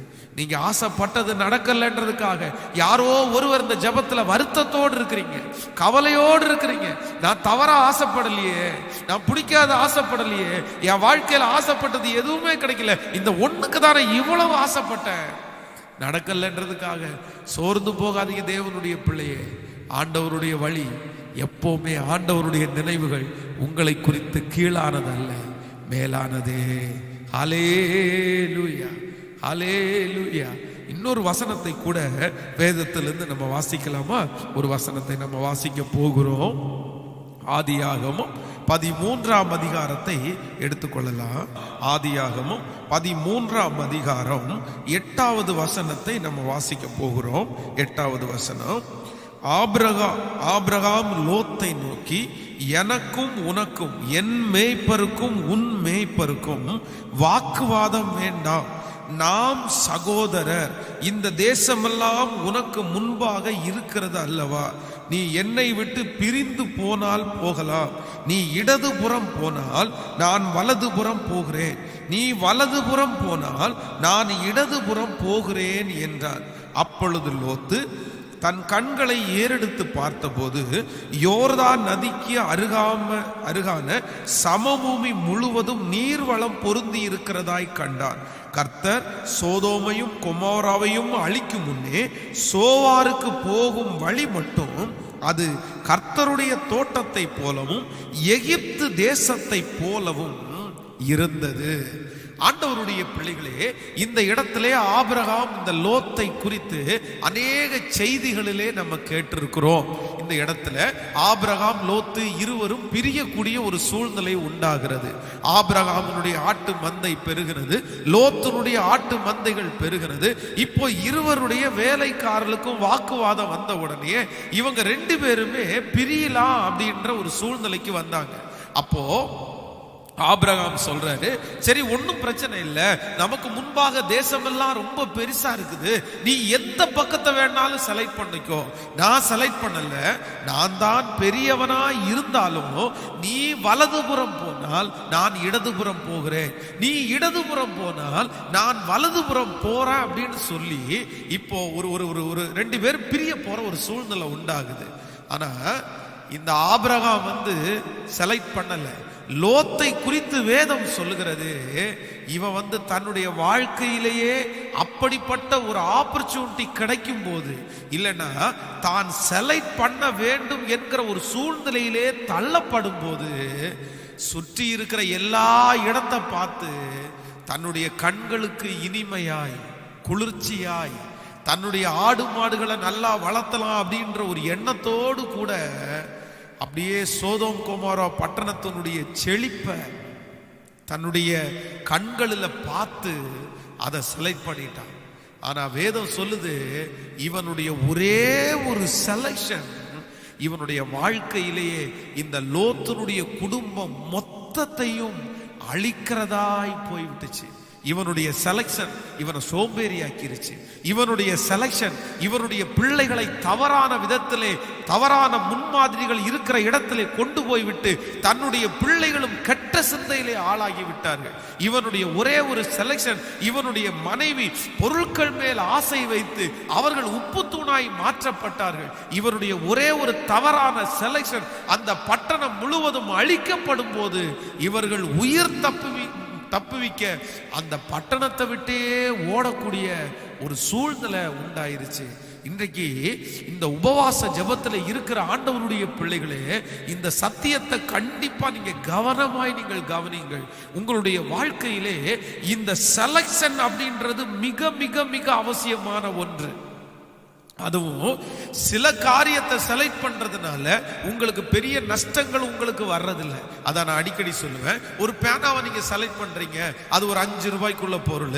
அந்த 5 ரூபாய்க்குள்ள பொருளை நீங்க செலக்ட் பண்ணி ஒருவேளை அந்த பொருள் உங்களுக்கு ஏற்றதா இருக்குல்ல, நீங்க நினைச்ச அளவுக்கு அந்த பெண் உங்களுக்கு எழுதல அப்படின்னா அதை தூக்கி போட்டுட்டு இன்னொரு 5 ரூபா கொடுத்து வேற ஒரு பொருளை வாங்கி இருக்கலாம். ஆனா அதே 5 லட்சம் ரூபாய் பொருளை செலக்ட் பண்ணும்போது நீங்க அவசரப்பட முடியாது. 50 லட்சம் ரூபாய் பொருளை செலக்ட் பண்ணும்போது நீங்க அவசரப்பட முடியாது. உங்களுடைய வாழ்க்கை துணையை ஆண்டவருடைய பிள்ளைகள் செலக்ட் பண்ணும்போது ஆண்டவருடைய பிள்ளைங்க ரொம்ப கவனமா இல்லை அப்படின்னா இது கலட்டி போடுற சட்டை கிடையாது. நிறைய பேர் என்ன நினைக்கிறாங்க அப்படின்னா, வாழ்க்கையை தேர்ந்தெடுப்பது என்கிறது, செலக்ட் பண்றது என்கிறது அன்னைக்கு இருக்கிற அவசர புத்தியில, அன்னைக்கு இருக்கிற ஆசையில, இல்ல அன்னைக்கு இருக்கிற சூழ்நிலையில அவசரப்பட்டு செலக்ட் பண்ணி கடைசியில அதை கலட்ட முடியாம, அதை போடவும் முடியாம தங்கள் வாழ்க்கையிலே கஷ்டப்பட்டு கொண்டிருக்கிற பலரை என்னுடைய ஊழியத்தில் நான் சந்திச்சிருக்கிறேன். இந்த ஜபத்தில் இருக்கிற யாரோ ஒரு தேவனுடைய பிள்ளையோட ஆண்டவர் பேசிக்கொண்டே இருக்கலாம். மா எப்பா, உங்களுடைய செலக்ஷன் உங்க வாழ்க்கையில மிக அவசியமான ஒன்று. உன்னுடைய கண்களுக்கு இனிமையாய், உன் பார்வைக்கு இனிமையாய், நல்லா பேசுறதுனால, நல்லா சிரிக்கிறதுனால, கண்ணனுடைய பார்வைக்கு பகட்டா இருக்கிறதுனால ஆண்டவருடைய சித்தத்தை அறிந்து கொள்ளாமல் உங்க வாழ்க்கையில எடுக்கிற செலக்ஷன் சில நேரத்தில் பெரிய தோல்வியில உங்களை கொண்டு போய் விட்டுரும். ஸோ உங்களுடைய செலக்ஷன்ல மிக அவசியமான ஒன்று என்ன அப்படின்னா கர்த்தருடைய சித்தம். கர்த்தருடைய சித்தம். ஒவ்வொரு வாலிபர் கூட்டத்திலையும் நான் போகும்போது இந்த செலக்ஷன் அப்படின்ற டிபார்ட்மெண்ட்ல நான் பிரசங்கம் பண்ணும்போது எப்பவுமே வாலிப தம்பிக்கும் தங்கச்சிக்கு நான் சொல்லுவேன், உன் கையில ஆண்டவர் உங்க வாழ்க்கையை குறித்த அப்ளிகேஷன் ஃபார்மை கொடுக்கிறாரு, இல்லைன்னா ஒரு பொண்ணை ஒரு பையனை செலக்ட் பண்ற ஃபார்மை உன் கையில கொடுக்கிறாரு. அந்த ஃபார்மை கர்த்தர் உன் கையில கொடுக்கும்போது நீ உயரத்தை டிக் பண்ணாத, நீ கலரை டிக் பண்ணிராதப்பா, நீ படிப்ப டிக் பண்ணிராதப்பா, நீ எதையுமே டிக் பண்ணாம கடைசியில் உன் சைன் போட வேண்டிய இடத்துல சைனை போட்டு இந்த மேலே இருக்கிற எல்லாவற்றையும் எனக்கு டிக் பண்ண தெரியாது, உயரம் எனக்கு தெரியாது, கலரு எனக்கு தெரியாது, படிப்பு எனக்கு தெரியாது, முழுக்க முழுக்க உங்க கையில கொடுக்கிறேன், பேரை நீங்க எழுதுங்கப்பா, உயரத்தை நீங்க எழுதுங்கப்பா, படிப்பை நீங்க எழுதுங்கப்பா, பர்சனாலிட்டியை நீங்க எழுதுங்கப்பா, நான் கீழே சைன் போடுறேன், உங்களுக்கு சித்தமா எது கொடுத்தாலும் அதை நான் வாங்கிக்கிறேன்னு சொல்ற அநேகருடைய வாழ்க்கையில ஆண்டவர் நன்மையை செய்வார்னு நான் நம்புறேன். இன்னைக்கு யாரோ ஒருத்தர் இந்த ஜபத்துல இருக்கிறவர்கள் ஏதோ ஒரு காரியத்தை செலக்ட் பண்ணணும்ன்ற ஒரு கட்டாயத்துக்குள்ள வந்திருக்கிறீங்களா? இல்ல ஏதோ ஒன்றை வாங்க வேண்டும், ஏதோ ஒன்றை துவங்க வேண்டும் என்று நினைத்து இப்பொழுது உங்களுடைய காரியத்துல போய்கொண்டிருக்கிறீங்களா? சிஸ்டர், பிரதர், ஆண்டவருடைய சித்தத்திற்கு ஒப்பு கொடுத்து எல்லாத்தையும் கர்த்தர் கையில கொடுத்து நீங்க என்ன கொடுத்தாலும், நீங்க எதை கொடுத்தாலும் நான் வாங்குறதற்கு ஆயத்தமா இருக்கிறேன்றத மட்டும் நீங்க கர்த்தரிடத்துல சொல்லுவீர்களே, ஆனால் நிச்சயமா சொல்றேன், உங்க செலக்ஷன்ல தப்பு வரும் பிரதர், உங்க செலக்ஷன்ல தப்பு வரும் சிஸ்டர். உங்க செலக்ஷன் இப்ப சரியா இருக்கும், பின்னாடி தோற்று போகும். ஆனா ஆண்டவருடைய செலக்ஷன்ல ஒருபோதும் தவறு என்கிற ஒன்று வரவே வராது. எத்தனை பேர் ஆமோதிக்கிறீங்க? ஹல்லேலூயா. நான் உங்களுக்கு சொல்லிட்டே இருக்கிறேன், இந்த நாள் முழுக்க என்னுடைய திருமண காரியத்தை குறித்து தான் உங்களோடு பேசுகிறேன். அப்போ திருமணத்தை நான் பார்க்கிறதற்காக அநேக இடங்களிலே எங்களுடைய பாஸ்டர், எங்களுடைய சொந்தத்தில் இருக்கிறவங்க பார்க்கலாமா அப்படின்ற ஒரு சிச்சுவேஷனுக்குள்ள வந்துருச்சு. அப்போ நான் ஆண்டவருடைய சமூகத்தில் போனேன். ஒரு விசை ஒரே ஒரு பெண் பார்க்கறதற்காக என்னை கூட்டிட்டு போனாங்க. ஆனால் என்னமோ தெரில, எனக்கு அது மனசுக்கு சரியாக வராதனால, அது என்னால் அது பண்ண முடியாதனால நான் சொல்லிட்டேன் ஆண்டவரே, இந்த பொண்ணு போய் எல்லா இடத்துலையும் போய் பொண்ணு பார்க்கறதுக்கு இல்லாமல் அந்த ஒரே ஒரு நபர் யாராக இருந்தாலும் என்ன நீங்கள் என்கிட்ட காமிச்சிங்கன்னா நல்லா இருக்கும் ஆண்டவரே. இந்த மாதிரி போய் டீ குடிக்கிறதோ, ஒவ்வொருத்தருடைய மனசை கஷ்டப்படுத்துறதோ எனக்கு பிடிக்கலப்பா, எனக்கு சித்தமானதை உங்க கையில வாய்க்க பண்ணுங்க அப்படின்னு நான் ஜெபம் பண்ணியிருக்கிறேன். திடீரென்று நான் ஒரு நாள் வீட்டில் இருக்கும்போது என்னிடத்துல நல்லா பேசுற ஒரு பிரதர் என்னிடத்துல வந்தாரு. வந்து என்கிட்ட சொன்னாரு, இந்த மாதிரி ஒரு பொண்ணு இருக்குது பாக்குறீங்களா அப்படின்னு கேட்டாரு. பார்க்கலாமே, ஒன்றும் பிரச்சனை இல்லை, எல்லாம் ஃபேமிலியில பார்த்துட்டு தானே இருக்காங்க. ஊழியத்தில் இப்போ வந்து கண்டிப்பாக அதை பண்ணணுன்ற கட்டாயத்துக்குள்ள வந்துட்டோம். ஏன்னா ஊழியம் வளர்ந்தாச்சு, நிறைய பேர் வர ஆரம்பிச்சாங்க, நிறைய பிரச்சனைகள் வேற அங்கங்க வந்துட்டே இருக்குது. இது எங்களுடைய ஓவர்சியர் வந்து கண்டிப்பா நீ கல்யாணம் பண்ணியே ஆகணும்ப்பா, நிறைய பிரச்சனை எனக்கே வருது அப்படின்னு சொல்ல ஆரம்பிச்சாங்க. திருமணம் பண்ண வேண்டிய ஒரு சூழ்நிலைக்குள்ள வந்தாச்சு. இதுக்கு மேல நம்ம வந்து அதை தடை பண்ண முடியாது. கண்டிப்பா பிரதர் பார்க்கலாம் பிரதர் அப்படின்னு சொல்றேன். சொன்ன உடனே அவர் சொன்னாரு, இல்ல ஒன்றும் இல்லை, இந்த சிடியில் அந்த பொண்ணு பாடி இருக்குது, இந்த சிடியில் அந்த பாட்டை போட்டு பாருங்க அப்படின்னு சொல்லிட்டு அவர் போயிட்டார். போயிட்டு அந்த சிடியை போட்டு பார்த்தா நானே ரொம்ப அரண்டுட்டேன். என்ன பிரதர், அடுத்து அவர் கூப்பிட்டு, என்ன பிரதர் இப்படி பண்ணிட்டு இருக்கீங்க, இப்படி ஒரு பொண்ணை பார்த்துட்டு இருக்கிறீங்க, நான் ரொம்ப குட்டி பையனா குள்ளமா இருக்கிறேன், அந்த பொண்ணு அவ்வளோ உயரமா, இப்படி போய் நீங்க பொண்ணு பார்த்துருக்கிறீங்களே அப்படின்னு சொன்ன உடனே அவர் சொன்னார், இல்லை இல்லை, வீடியோவில் ஒருவேளை அப்படி தெரிஞ்சிருக்கலாம், ஆனால் நேர பார்த்தீங்கன்னா கண்டிப்பாக அது மேட்ச் ஆகும் அப்படின்னு அவர் சொல்கிறாரு. போங்க பிரதர், நீங்கள் வேற ஏதாவது பாருங்க பிரதர் அப்படின்னு சொல்லிட்டு விட்டுட்டோம். ஒரு 2 மாதங்கள் தாண்டிச்சு. 2 மாதங்கள் தாண்டினதுக்கு பிறகு அதே பிரதர் வந்து திரும்பவும் என் வீட்டுக்கு வர வந்துட்டு, பாஸ்டர் ஒன்று கடைசியாக கோச்சுக்காதீங்க, இந்த மாதிரி அந்த பொண்ணும் அவங்க அப்பாவும் அவங்க அம்மாவும் கோயம்புத்தூர்ல ஒரு மீட்டிங்காக வந்திருக்கிறாங்க. கோயம்புத்தூர்ல ஒரு மீட்டிங்ல அந்த பொண்ணு பாடுது.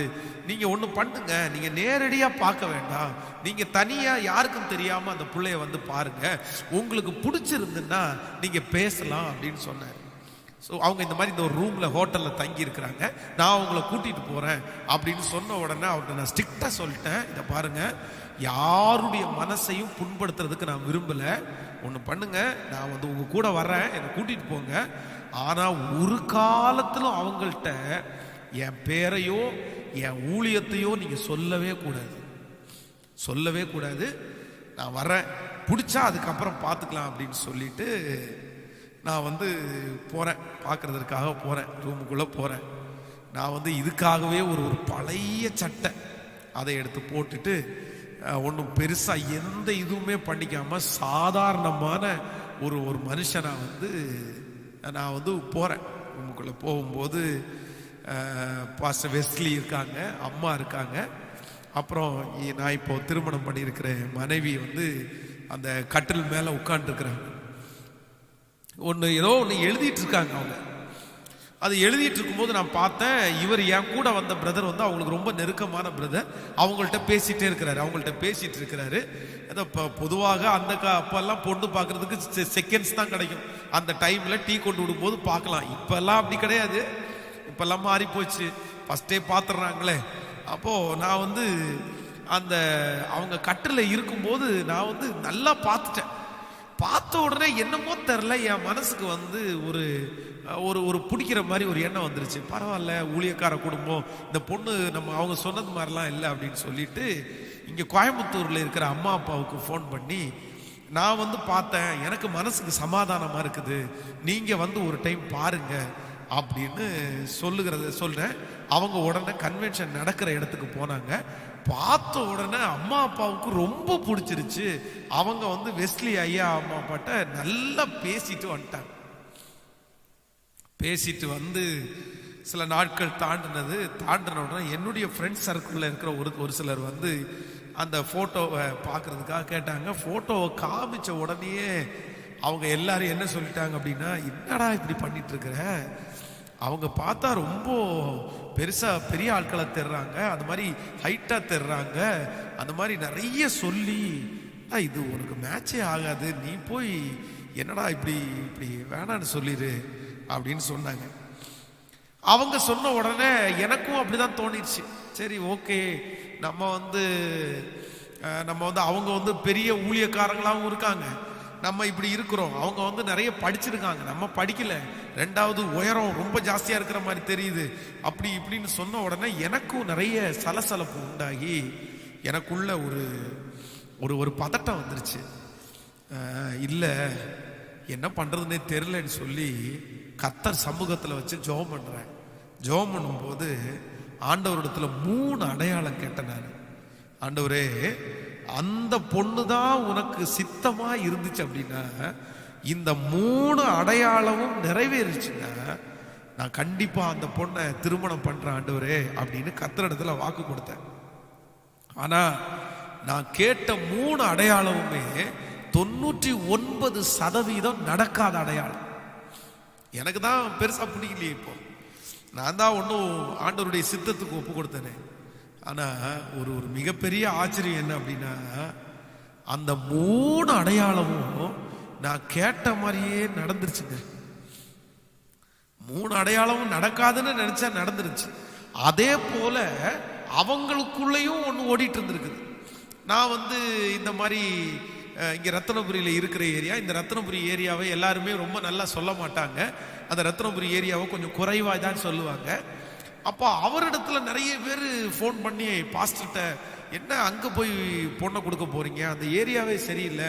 அப்புறம் என்ன குறித்து யாரோ ஒருத்தர் பாஸ்டர்கிட்ட வந்து, அவர் வந்து ஏற்கனவே ரொம்ப சிக்கா இருந்த பர்சனு, ரொம்ப உடல்நிலை பாதிக்கப்பட்டவர், அவருக்கு கொடுக்காதீங்க, அந்த பொண்ணை கொடுக்காதீங்க. அவங்களுக்கும் சொன்ன உடனே அவர்களும் ஒரு 3 அடையாளத்தை அப்பா கேட்டிருக்காங்க. நானும் இப்போ 3 அடையாளத்தை கேட்குறேன். இப்போ முறைப்படி அவங்க வீட்டில் பொண்ணு பார்க்கறதுக்காக போகிறோம். போகிற அன்னைக்கு எல்லாருமே பேசிட்டு எல்லாம் முடிச்சுட்டு போயாச்சு. போயிட்டு சாப்பாடு ரெடி ஆச்சு, சாப்பிட்டோம். சாப்பிட்டு முடிச்ச உடனே நான் என்ன பண்ணிட்டேன்னா, 3வது அடையாளம், இதுதான் கடைசி அடையாளம். ஏற்கனவே 2 நடந்துருச்சு, இது 3வது அடையாளம். நான் சொன்னேன், பொண்ணும் அவங்க அம்மாவும் அவங்க அப்பாவையும் தனியாக அவங்கள்ட்ட பேசணும் அப்படின்னு சொன்னேன். பொண்ணுகிட்ட மட்டும் இல்லை, பொண்ணோட அம்மா அப்பா 3 பேர்கிட்டையும் பேசணும் அப்படின்னு. ஆனால் உண்மையிலே இன்னைக்கு நான் வருத்தப்படுறேன். ஏன்னா வெஸ்லி பாஸ்டர் வந்து அவ்வளோ பெரிய ஊழியக்காரர் அப்படின்னு சொல்லிட்டு அப்போ எனக்கு தெரியாது. அவங்க பாடல்களை எல்லாம் நான் ஒன்றும் பெருசாக கேட்கல. நான் ஒரு பெரிய அவ்வளோ பெரிய தேவ மனுஷன் அப்படின்னு தெரிஞ்சிருந்தா கண்டிப்பா அப்படிப்பட்ட காரியத்தை நான் செஞ்சிருப்பேனா என்னன்னு எனக்கு தெரியல. போய் 3 பேரையும் ரூமுக்குள்ள உட்கார வச்சுட்டு அந்த அவங்கள பார்த்து அவங்கள பார்த்து என் ஒய்ஃபை பார்த்து அவங்க பார்த்து சொன்னேன், நான் வந்து இல்லை, நீங்கள் வந்து ஒரு பெரிய ஊழியக்காரருடைய மகளாக இருக்கலாம், நீங்கள் நிறைய பேருக்கு முன்னாடி நீங்கள் பாடியிருக்கலாம், உங்களுக்கு பாடல் தாளந்துகளெல்லாம் இருக்கலாம். ஆனால் எனக்கு வந்து பாடுற மனைவி எல்லாம் தேவையில்லை, எனக்கு பெரிய மேடையில் நிற்கிற மனைவி எல்லாம் தேவையில்லை. நான் ஊழியம் செய்கிறேன், என் ஊழியத்தில் எனக்கு சமைச்சு போட்டுட்டு என் துணியெல்லாம் துவைச்சு போட்டுட்டு என்ன ஊழியத்தில் பின்னாடி இருந்து தாங்குற ஜபத்தில் உதவி செய்கிற மனைவியை மட்டும்தான் நான் எதிர்பார்க்குறேன். அதுக்கு நீங்கள் ஓகேவா அப்படின்னு ஃபர்ஸ்ட் கொஸ்டின். 2வது கொஸ்டின், உங்கள் அப்பா பெரிய பாஸ்டராக இருக்கலாம், பெரிய ஊழியம் செய்யலாம், ஆனால் எக்காரணம் கொண்டும் என் ஊழிய ஸ்தலத்தை விட்டுட்டு உங்கள் தகப்பனாருடைய ஊழியத்தையோ இல்லை நீங்கள் செய்கிற ஊழியத்தையோ கண்டிப்பாக நான் செய்ய மாட்டேன், இதற்கு ஓகேவா அப்படின்னு கேட்டேன். அப்புறம் நான் வந்து என்னுடைய வீட்டில் இப்போ பொருட்கள் எல்லாம் இருக்குது, ஆனால் சில நேரத்தில் நான் வந்து தரையில தான் படுப்பேன், சில நேரத்தில் ஒரே ஒரு ரூம் இருக்கிற வீட்டில் தான் தங்க வேண்டியது இருக்கும். அப்படி ஒருவேளை அப்படிப்பட்ட சிச்சுவேஷனுக்குள்ள போனா கூட நீங்க அதற்கெல்லாம் ரெடியா? தரையில படுத்தா தரையில படுக்கணும், கட்டில படுக்கணும் கட்டில. அவ்வளவு தூரம் என் கூட ஊழியத்துல உங்களால கோஆபரேட் பண்ண முடியுமா? இப்படியே ஒரு 10 கொஸ்டின். இதுக்கெல்லாம் ஓகேனா இந்த திருமணத்துக்கு நான் ஒத்துக்கிறேன் அப்படின்னு சொல்லிட்டு வெளியே வந்தேன். வெளியே வந்த உடனே என் கூட வந்த அம்மா அப்பா, ஒரு பாஸ்டர் அம்மா எல்லாருமே ரொம்ப கோபமா என்ன பார்த்தாங்க. இப்படி என்ன எங்களை அவமானப்படுத்துறதுக்கு தான் எங்களை கூட்டிட்டு வந்தியா? இப்படிப்பட்ட ஒரு கேள்வியை வந்து ஒரு ஊழியக்காரனா இருந்து ஒரு பொண்ணுகிட்ட நீங்க கேட்கலாமா அப்படின்னு கார்ல ஏறினதிலிருந்து ஒரே திட்டு. இப்படியெல்லாம் கேட்டேன். இப்படியெல்லாம் எதுக்கு கேட்கணும்? பிடிக்கலன்னா ஃபர்ஸ்டே பிடிக்கலன்னு சொல்ல வேண்டியது தானே. ஆனா அவங்க எல்லாம் திட்டும் போது என் மனசுல என்ன ஓடிட்டு இருக்குன்னா, ஆண்டவர்கிட்ட பேசிட்டு இருக்கேன், இந்த பாருங்க ஏசப்பா, நான் கேட்ட 3வது அடையாளம் இது. இந்த மாதிரி கொஸ்டின் எல்லாம் கேட்பேன், அதற்கு அவங்க ஒத்து வந்தாங்க அப்படின்னா நான் கல்யாணம் பண்ணுவேன். இது 3வது என்னுடைய அடையாளம். இந்த அடையாளம் நடந்துச்சுன்னா நான் திருமணம் பண்ணிக்கிறேன். எனக்கு இஷ்டமோ விருப்பமோ எதை குறித்து எனக்கு இல்லை அப்படின்னு என் மனசுக்குள்ள அதை குறித்து எல்லாம் சலனம் இல்லாமல் அப்படியே கெத்தா வந்துட்டேன். அவங்க வீட்டில் என்ன நடந்துச்சு அப்படின்னு சொன்னா, நாங்கள் வெளியே வந்த உடனே அவங்களுக்குள்ள ஒரு பெரிய பூகம்பமே வெடிச்சிருச்சு. கல்யாணமே ஆகலை, இப்பதான் ஃபர்ஸ்ட் டைமா நம்ம வீட்டுக்கு வராரு, அதுக்குள்ள இப்படி போய் இத்தனை கொஸ்டின் கேட்டு இருக்குது. பியூலா நம்ம வீட்டில் ரொம்ப சாஃப்டான பொண்ணு, கண்டிப்பா வேணாம், கண்டிப்பா வேணாம். அவங்க வந்து திருச்சியை தாண்டறதுக்குள்ள ஃபோன் பண்ணி இந்த திருமணம் வேண்டான்னு சொல்லிருங்கன்னு சொல்லிட்டு அப்பா கையில வந்து போனை எடுத்துட்டு கொடுக்குறாங்க. சொல்லிருங்க, வேணாம் வேணாம் அப்படின்னு. யாருக்குமே விருப்பம் இல்லை. ஆனா பாஸ்டர்மாட்ட கேட்டிருக்காங்க, என்ன செய்யலாம், நீ என்ன சொல்ற அப்படின்னு. அவங்க ஒரே ஒரு வார்த்தை சொல்லிட்டாங்க, ஆமா அப்பா என்ன சொல்றாரோ அதன்படி நான் செய்யறேன், அப்பா டிசைட் பண்றதா. எல்லாரும் வெஸ்லி பாஸ்டர் திரும்பி பார்த்துருக்காங்க. பார்த்த உடனே அவர் சொல்லியிருக்கிறாராமா, இல்லை இல்லை, இதுதான் பியூலாவுடைய மாப்பிள்ளை. ஆண்டவரிடத்துல நான் அடையாளம் கேட்டேன், அந்த அடையாளத்தை ஆண்டவர் நிரூபிச்சிட்டாரு. பியூலாவை பார்த்து நான் சொன்னேன், நீ வந்து இந்த பாட்டை அவங்க வந்து ஒரு பாட்டு புக்கு வெளியிட்டாங்க. அந்த பாட்டு புக்கை வெளியிடும் போது அந்த பாட்டு புக்கில் இருக்கிற மொத்த பாட்டையுமே பியூலா தான் எழுதியிருக்கு. அந்த பாட்டை எழுதி முடிச்சு நீ அட்டவணை போட்டுட்டு இருக்கும்போது உனக்குரிய மாப்பிள்ளை ஒன்றை தேடி வருவாங்க அப்படின்னு பியூலாவிட்ட அவங்க அப்பா சொல்லியிருக்காங்க. கரெக்டா அன்னைக்கு அந்த ஹோட்டல்ல அவங்க எல்லா பாட்டையும் எழுதி முடிச்சு அட்டவணை போட்டுட்டு இருக்கும்போது கரெக்டா அந்த ரூமுக்குள்ள நான் என்டர் ஆயிருக்கிறேன். அது அவங்க அவங்க அவங்க வச்ச ஒரு பெரிய அடையாளம். ரெண்டாவது, அவங்க வந்து அன்னைக்கு அந்த ஏரியாவில் வந்து கோயம்புத்தூர்ல ஊழியம் செய்கிறாங்க. நான் வந்து எங்கள் சர்ச்சுக்கு வந்துட்டு போங்க அப்படின்னு அப்பாவை வந்து கூப்பிட்டுருந்தேன். எங்கள் சர்ச்சுக்கு வந்து ஒரு செய்தி கொடுத்துட்டு நீங்கள் போங்க அப்படின்னு சொன்னேன். சொல்லும் போது அவங்க செய்தி கொடுக்கறதுக்காக என்னுடைய திருச்சபைக்கு வந்திருந்தாங்க. திருச்சபைக்கு வரும்போது அப்பா என்ன ஜெபம் பண்ணியிருக்கிறாங்கன்னா, ஆண்டவரே இந்த மாப்பிள்ளை உமக்கு சித்தமா இருக்கும் என்றா அவங்க கொடுக்கிற காணிக்கை வந்து பூரணமா இருக்கும். அப்படி பூரணமா இருந்துச்சு அப்படின்னா என் பொண்ணை இங்க கொடுப்பேன் அப்படின்னு மனசுல நினைச்சிருக்காங்க. நான் என்ன பண்ணுவேன்னா, எப்பவுமே ஊழியத்துக்கு வர்றவங்களுக்கு ஒரு 2000 அப்ப காணிக்கை கொடுப்பேன். அன்னைக்கு எந்த காசுமே பாக்கெட்ல வைக்கவே இல்லை. ஒரே ஒருத்தர் ஜெபம் பண்ணி முடிச்சுட்டு காணிக்கை கொடுத்தாங்க, 500 rupees, 500 ரூபாய். இவங்க வேற அவசரமா அடுத்த மீட்டிங்காக போகணும் கிளம்பிட்டு இருக்காங்க. என் கையில 500 ரூபாய் தான் இருக்குது. இன்னொரு பிரதரை பார்த்து, பிரதர் உன் கையில ஏதாவது காசு இருக்கான்னு கேட்கிறேன். அவர் கையில வந்து ஒரு 200 rupees இருந்துச்சு. 500 + 200 சேர்த்து 700, 700 ரூபாய் தான் என் கையில இருந்துச்சு. அந்த 700 ரூபாவை பாஸ்டர் கையில கொடுத்து ஜெபம் பண்ணிடுறேன். கரெக்டா அது 7ன்றது பூரணமான நம்பர், ஆண்டவருடைய வேதத்தின்படி பரிபூரணம். உடனே அவர் டிசைட் பண்ணிட்டாரு, ஆண்டவர் இந்த மாப்பிள்ளையை தான் சொல்லுது. எங்க சர்ச்சை வந்து பார்த்த உடனே வந்து இவர் தான் மாப்பிள்ளையா பேசியிருக்குன்னு சொன்ன உடனே பியூலாவுக்கு வந்து என்ன பிடிக்கல, எனக்கு அவங்கள பிடிக்கல. திருமணத்துக்கு நாங்கள் 2 பேரும் ஒருத்தருக்கு ஒருத்தர் திருமணம் முடிகிற வரைக்கும் ஃபோனில் நாங்கள் பேசினதே இல்லை. நான் வந்து அதை ஒரு ஸ்ட்ரிக்டாகவே வச்சுருந்தேன். கல்யாணத்துக்கு முன்னாடி நான் வந்து கண்டிப்பாக பேச மாட்டேன் அப்படின்னு ஒரு பொருத்தனையோடய இருந்தேன். ஆனால் ஆண்டவருடைய சமூகத்தில் நான் சொல்லிட்டேன், ஆண்டவரே எத்தனை பேர் சொன்னாலும் என்ன சொன்னாலும் எனக்கு பிடிக்குதோ பிடிக்கலையோப்பா, உங்கள் விருப்பம், உங்கள் ஆசை, உங்கள் சித்தத்தின்படி நான் செலக்ட் பண்ண என் வாழ்க்கை வெற்றியாக இருக்கும் நான் நம்புகிறேன் ஆண்டவரேன்னு சொல்லி அந்த திருமணத்திற்கு ஆண்டவருடைய சமூகத்தில் என்னை முழுசுமா ஒப்பு கொடுத்தேன். கல்யாணம் முடிஞ்சிருச்சு, திருமணம் அதே போல் ஆயிடுச்சு. உண்மையிலே இன்றைக்கு வரைக்கும் இந்த பலிபீடத்திலிருந்து கர்த்தருக்கு முன்பாக எல்லாருக்கும் நான் சொல்றேன், என்னுடைய திருமண வாழ்க்கையை ஆண்டவர் ஆசீர்வாதமாகவே மாற்றி தந்தார். இன்னைக்கு ஊழியத்தில் எனக்கு ஒரு மிகப்பெரிய உயர்வாய், எப்போ திருமணம் ஆனேனோ அந்த திருமணம் ஆனதிலிருந்து இன்றைக்கு வரைக்கும் கிட்டத்தட்ட ஒரு 5 விசை எங்க சர்ச்சை எஸ்டேட் பண்ணி விரிவாக்குற ஊழியத்தை கர்த்தர் தந்தார், ஒற்றுமையை தந்தார். இன்று வரையிலையும் 2008 திருமணம் ஆயிடுச்சு, இன்னைக்கு 2020, இத்தனை வருஷம் வரைக்கும் ஒரு நாள் கூட எங்களுக்குள்ள மிஸ் அண்டர்ஸ்டாண்டிங் வந்திருக்குது. ஒருத்தருக்கு ஒருத்தர் சில காரியங்களை நான் திட்டி இருக்கிறேன், அவங்க என்னிடத்துல சொல்லி இருக்கிறாங்க.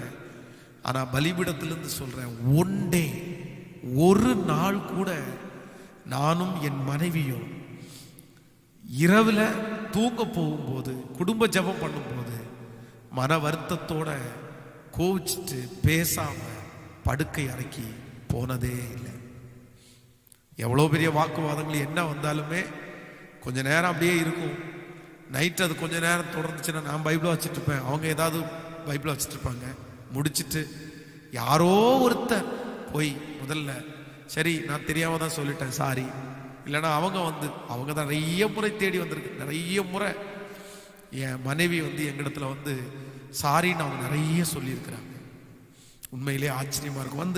பரவாயில்லப்பா, அப்படி நாங்கள் 2 பேரும் ஊர்ல இருக்க டைம் குடும்ப ஜபம் ஒன்னா பண்ணிட்டு தான் இன்னைக்கு வரைக்கும் தூங்கி இருக்கிறோம். ஸோ ஒருவேளை நம்முடைய செலக்ஷன்ல நமக்கு விருப்பம் இல்ல, நம்முடைய விருப்பப்படி இல்லாவிட்டாலும் பிரயாணத்துல மேடும் பள்ளங்களும் இருக்கத்தான் செய்யும் ஆண்டவருடைய பிள்ளைகளே. ஆனா கர்த்தருடைய சித்தத்தின்படி 100% உங்க வாழ்க்கையை அமைச்சிட்டீங்க அப்படின்னா ஒரு காலத்திலும் அது தோல்வி ஆகவே ஆகாது. ஆண்டவருடைய சமூகத்துல ஒவ்வொருத்தரும் நீங்க கேட்க வேண்டிய ஒரு மிகப்பெரிய ஆசீர்வாதம் என்னன்னா, ஆண்டவரே என் வாழ்க்கையில எது நடந்தாலும் உங்க செலக்ஷன், உங்க இஷ்டம், உங்க விருப்பம், உங்க செலக்ஷன் ஆண்டவரே. அவருடைய செலக்ஷன் ஒரு நாளும் உங்களுடைய வாழ்க்கையில தவறாய் போகவே போகாது. ஆண்டவரா ஒன்றை உங்களுக்கு தருவாரானால் அது கடினமான பாதையா இருந்தாலும், நான் நம்புறேன், உங்களுக்கு பிடிக்காத பாதையா இருந்தாலும், உங்களுக்கு கஷ்டமான பாதையா இருந்தாலும், அதனுடைய முடிவில் மகிமையை மட்டும்தான் காமிக்கிறே தவிர தோல்வியை ஒரு நாள் நீங்க பார்க்க மாட்டீங்க. சோ தேவனுடைய மனுஷன் மோசையை குறித்து வேதம் சொல்லுகிறது, ஆண்டவர் அவனை நடத்தின பாதை ரொம்ப கடினமான பாதை, முடியாத பாதை, அவனுக்கு பிடிக்காத பாதை, பிடிக்காத தண்ணீர், பிடிக்காத சுவாச காற்று, பிடிக்காத வீடு, பிடிக்காத கிளைமேட், பிடிக்காத வேலை, எதுவுமே அவனுக்கு பிடிக்கல. ஆனா ஆண்டவர் அவனை நடத்தினார், ஆண்டவர் அவனுக்கு செலக்ட் பண்ணி கொடுத்தார். அந்த 40 ஆண்டு அவனை அழகாய் ஆண்டவர் உருவாக்கி பெரிய மகிமையுள்ள ஒரு இடத்துல கர்த்தர் கொண்டு வந்து வச்சார். 21 நாள் உபவாச ஜெபத்தில் என்னோடு கலந்து கொண்டிருக்கிற ஆண்டவருடைய பிள்ளையே, ஆண்டவர் உங்களை நடத்துவாரே. ஆனால் பாஸ்டர் நான் செலக்ட் பண்ணல, நான் விருப்பப்படல, எங்க அம்மா அப்பாவுடைய வார்த்தைக்கு ஒப்பு கொடுத்தேன், என் குடும்பத்தினுடைய வார்த்தைக்கு ஒப்பு கொடுத்தேன், கர்த்தருடைய நடத்துதலுக்காக நான் ஆயத்தமான, ஆனா நான் ஏன் இப்ப கஷ்டப்படுறேன்னு கேக்குறீங்களா? இல்ல, இந்த கஷ்டம் ரொம்ப நாளைக்கு நீடிக்க போறது இல்ல. ஆண்டவருடைய சமூகத்துல கர்த்தர் கொடுத்ததற்காய் கர்த்தருக்கு ஸ்தோத்திரம் பண்ணுங்க. ஆண்டவரே நீங்க கொடுத்தது தானப்பா, நீங்க தந்தது தானப்பா, நீங்க செலக்ட் பண்ணது தானப்பா, என் வாழ்க்கையில் இது என்ன விட்டு போகாது, இது எனக்கு தீமையாய் வராதுன்னு கர்த்தருக்கு ஸ்தோத்திரம் பண்ணுங்க. ஆண்டவர் நிச்சயமா உங்களை நடத்துறதற்கு வல்லவரா இருக்கிறார். ஹல்லேலூயா. ஒவ்வொரு வாலிப தம்பிக்கும் தங்கச்சிக்கும் என் வாழ்க்கையை உங்களுக்கு ஓப்பனா டெலிபரேட்டா சொல்லிட்டேன். உண்மையாகவே ஆண்டவரை போல ஒரு நல்லவர் இந்த உலகத்துல வேற யாருமே இல்லை. எங்க 2 பேருக்குள்ளேயும் ஒரு நாள் கூட இந்த கர்த்தருடைய பலிபீடத்துல சொல்றது ஈகோ ப்ராப்ளம் என்கிற ஒண்ணு வந்ததே இல்லை. அவங்க படிச்சவங்க, நான் படிக்காதவன் அப்படின்னு எல்லாம் வந்ததில்லை. அவங்கள எப்பவுமே மேலானவங்களா நான் நினைக்கிறேன். அவங்களும் எப்பவுமே என்னை கடவுளுக்கு அடுத்தபடி மேலானவங்களா நினைக்கிறாங்க. எப்பவும் அப்படிதான். அவங்க நான் என்ன 4 எழுத்து படிச்சிருந்தாலும் உங்க யூகியூக்கு அளவுக்கு நான் வரவே மாட்டேன் அப்படின்னு எப்பவும் என்னை குறித்து பெருமையாய்த்தான் பேசுவார்கள். இன்று வரையிலும் என் வாழ்க்கையில் ஒரு மிகப்பெரிய சந்தோஷத்தை நான் பார்க்கறது என்னன்னா, என் குடும்ப வாழ்க்கையை ஆண்டவர் இவ்வளோ தூரம் வெற்றியாய் மாற்றி தந்தார். ஆமென் சொல்லுங்க. ஸோ இன்றைக்கு ஆண்டவருடைய சமூகத்தில் எல்லாரும் ஒப்பு கொடுங்க. அது வெறும் குடும்ப வாழ்க்கை மட்டும் இல்லை, அது தொழில், அது வீடு, எதுவாக இருந்தாலும் நீங்கள் ஒன்று மட்டும் சொல்லுங்க, ஆண்டவரே உங்க கரத்தில் கொடுக்குறப்பா, நீங்க செலக்ட் பண்ணுங்கப்பான்னு சொல்லுங்க. பெரிய விடுதலையை கர்த்தர் கொடுக்க வல்லவரா இருக்கிறார். ஹல்லேலூயா. கைகளை உயர்த்தி ஒரு ஹல்லேலூயா சொல்லுங்க. இனி ஒரே ஒரு வசனத்தை கூட நம்ம வாசித்து நான் உங்களுக்காக ஜெபித்து முடிக்க போகிறேன். எல்லாரும் எடுத்துக்கொள்ளுங்கள். ஆதியாகமம் 20வது அதிகாரத்தை எடுத்துக்கொள்ளுங்கள். ஆதியாகமம் 20வது அதிகாரத்தில் ஸ்தோத்திரம் 1வது வசனத்திலிருந்து நம்ம வாசிக்க போகிறோம். ஆபிரகாம் அவ்விடம் விட்டு தென் தேசத்துக்கு பிரயாணம் பண்ணி காதேசுக்கும் சூருக்கும் நடுவாக குடியேறி கேராரிலே தங்கியிருந்தார். அங்கே ஆபிரகாம் தன் மனைவியாகிய சாராளை தன் சகோதரி என்று சொன்னதினாலே கேராரின் ராஜாவாகிய அபிமெலேக்கு ஆள் அனுப்பி சாராளை அழைப்பித்தான். தேவன் இரவிலே அபிமெலேக்கு சொப்பனத்திலே தோன்றி, நீ அழைப்பித்த ஸ்திரீயின் நிமித்தம் நீ செத்தாய், அவள் ஒருவனுடைய மனைவியாய் இருக்கிறாளே என்றார். அபிமெலேக்கு அவளை சேராதிருந்தார். ஆகையால் அவன், ஆண்டவரே, நீதியுள்ள ஜனங்களை அழிப்பீரோ?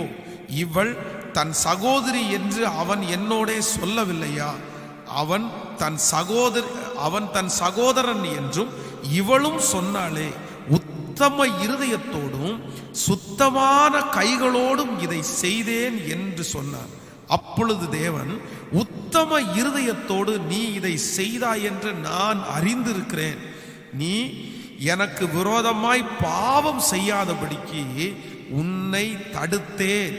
ஆகையால் நீ இவளை தொட நான் உனக்கு இடம் கொடுக்கவில்லை. வாசிக்கலாம் 6வது வசனத்தை. அப்பொழுது தேவன், உத்தம இருதயத்தோடு நீ இதை செய்தாய் என்று நான் அறிந்திருக்கிறேன். நீ எனக்கு விரோதமாக பாவம் செய்யாதபடிக்கு உன்னை தடுத்தேன். ஆகையால் நீ அவளை தொட நான் உனக்கு இடம் கொடுக்கவில்லை. கவனமாய் கவனிங்கள் ஆண்டவருடைய பிள்ளைகளே. இங்கே நம்முடைய தகப்பனாகிய ஆபிரகாம் ஒரு மிகப்பெரிய தவறை இந்த இடத்துல செய்தார். அங்கே இருக்கிற அந்த ராஜாக்களை பார்த்து பயந்து, அங்கே இருக்கிற ஜனங்களை பார்த்து பயந்து, தன்னுடைய மனைவி மிகவும் அழகுள்ளவளாய் இருக்கிறாள், அதனால ஒருவேளை நம்ம இவளுடைய கணவனார் அப்படின்னு சொன்னா நம்மளை கொன்னுட்டு அவளை உயிரோட வச்சிருவாங்கன்னு சொல்லி பயந்து தன்னுடைய மனைவி இடத்துல சொல்றான், நீ என்ன சகோதரன்னு சொல்லு, இவனும் யார் கேட்டாலும் என்னுடைய சகோதரின்னு சொல்லி ஒரே ஒரு பொய். அந்த ஒரு பொய் அவனுடைய வாழ்க்கையில ஒரு பெரிய தீமையாகவே மாறினது. இப்போ இந்த ராஜா இவனுடைய மனைவின்னு தெரிஞ்சா விட்டுருப்பாரு, ஆனா சகோதரின்னு தெரிஞ்ச உடனே ஆள் வச்சு நீங்க கூட்டிட்டு வந்துருங்க அப்படின்னு சொல்லிட்டாரு. கூட்டிட்டு வந்து தன்னுடைய வீட்டிலே கொண்டு வந்து அப்படிப்பட்ட காரியங்களை எல்லாம் செய்யறதற்கு முன்னாடி ஆண்டவர் எச்சரித்து தடுக்கும் போது அந்த அந்நிய நாட்டு ராஜா ஆண்டவரிடத்துல சொல்றாரு, இல்ல நான் இந்த காரியத்தை பாவத்தோடு செய்யல, உத்தம இருதயத்தோடும் சுத்தமான கைகளோடும் இதை செய்தேன் என்று ஆண்டவரிடத்துல சொன்ன உடனே ஆண்டவர் சொல்றாரு, சரி உண்மைதான், எனக்கு தெரியும், நீ உத்தம இருதயத்தோடு தான் இதை செய்தேன்னு எனக்கு தெரியும், அதனாலதான் நீ பாவம் செய்யாதபடிக்கு உன்னை தடுத்தேன் என்று ஆண்டவர் சொல்லுகிறார். ஆண்டவருடைய பிள்ளைகளே, இந்த இடத்திலே அந்நிய நாட்டு ராஜாவா இருந்தாலும் அவன் உத்தமமா செய்ததுனால, இந்த மாதிரி ஒரு காரியம் இருக்குன்னு நினைச்சு செய்யாததுனால ஆண்டவர் அவனுடைய பட்சத்திலே இருந்து அந்த பாவத்தை அவன் செய்யாதபடி கர்த்தர் அவனை கிருபையாய் காப்பாற்றினார். இந்த ஜெபத்துல இருக்கிற யாரோ ஒருத்தருடைய வாழ்க்கையிலே நீங்கள் அறியாமல் செய்திருக்கலாம், நீங்கள் சரி தெரியாம செஞ்சிருக்கலாம். அதான் ஆண்டவர் ஒரு வசனத்தை சொல்றாரு, நீங்கள் அறியாது இருக்கிற காலத்தை கர்த்தர் காணாதவர் போல் இருக்கிறார். நிறைய பேருடைய மனசுக்குள்ள அந்த பாதிப்பு இருந்துட்டே இருக்குது. நான் இவ்வளோ பெரிய தப்பு பண்ண வந்தானே, ஆண்டவர் என்னை ஏத்துக்குவாரா? இந்த தவறு செய்த என்ன ஆண்டவர் விடுவாரா? நான் இப்படிப்பட்ட தண்டனை எல்லாம் எனக்கு வரும் இல்ல. இப்போ ஒருவேளை நடந்து கொண்டிருக்கிற காரியம் எனக்கு இப்படிப்பட்ட காரியத்தினால வந்தது தானே. இந்த செய்தி 10 வருஷத்துக்கு முன்னாடி கிடைச்சிருந்தா நான் இதை செஞ்சிருக்க மாட்டேன் இல்ல, 5 வருஷத்துக்கு முன்னாடி நான் இது கிடைச்சிருந்தா செஞ்சிருக்க மாட்டேன் இல்ல அப்படின்ற உங்களுடைய இருதயத்திலே ஏதோ ஒரு குற்ற மனசாட்சி இருக்குமே. ஆனால் ஆண்டவர் சொல்றாரு, நீங்க தெரியாத காலங்களிலே நீங்க செய்ததற்கு கண்டிப்பா ஆண்டவர் உங்களுக்கு தண்டனை கொடுக்க மாட்டார். கர்த்தர் உங்களை காப்பாற்றுவார். நீங்க அறியாம தானே செஞ்சீங்க, உங்களுக்கு இந்த காரியம் தெரியாது இல்ல.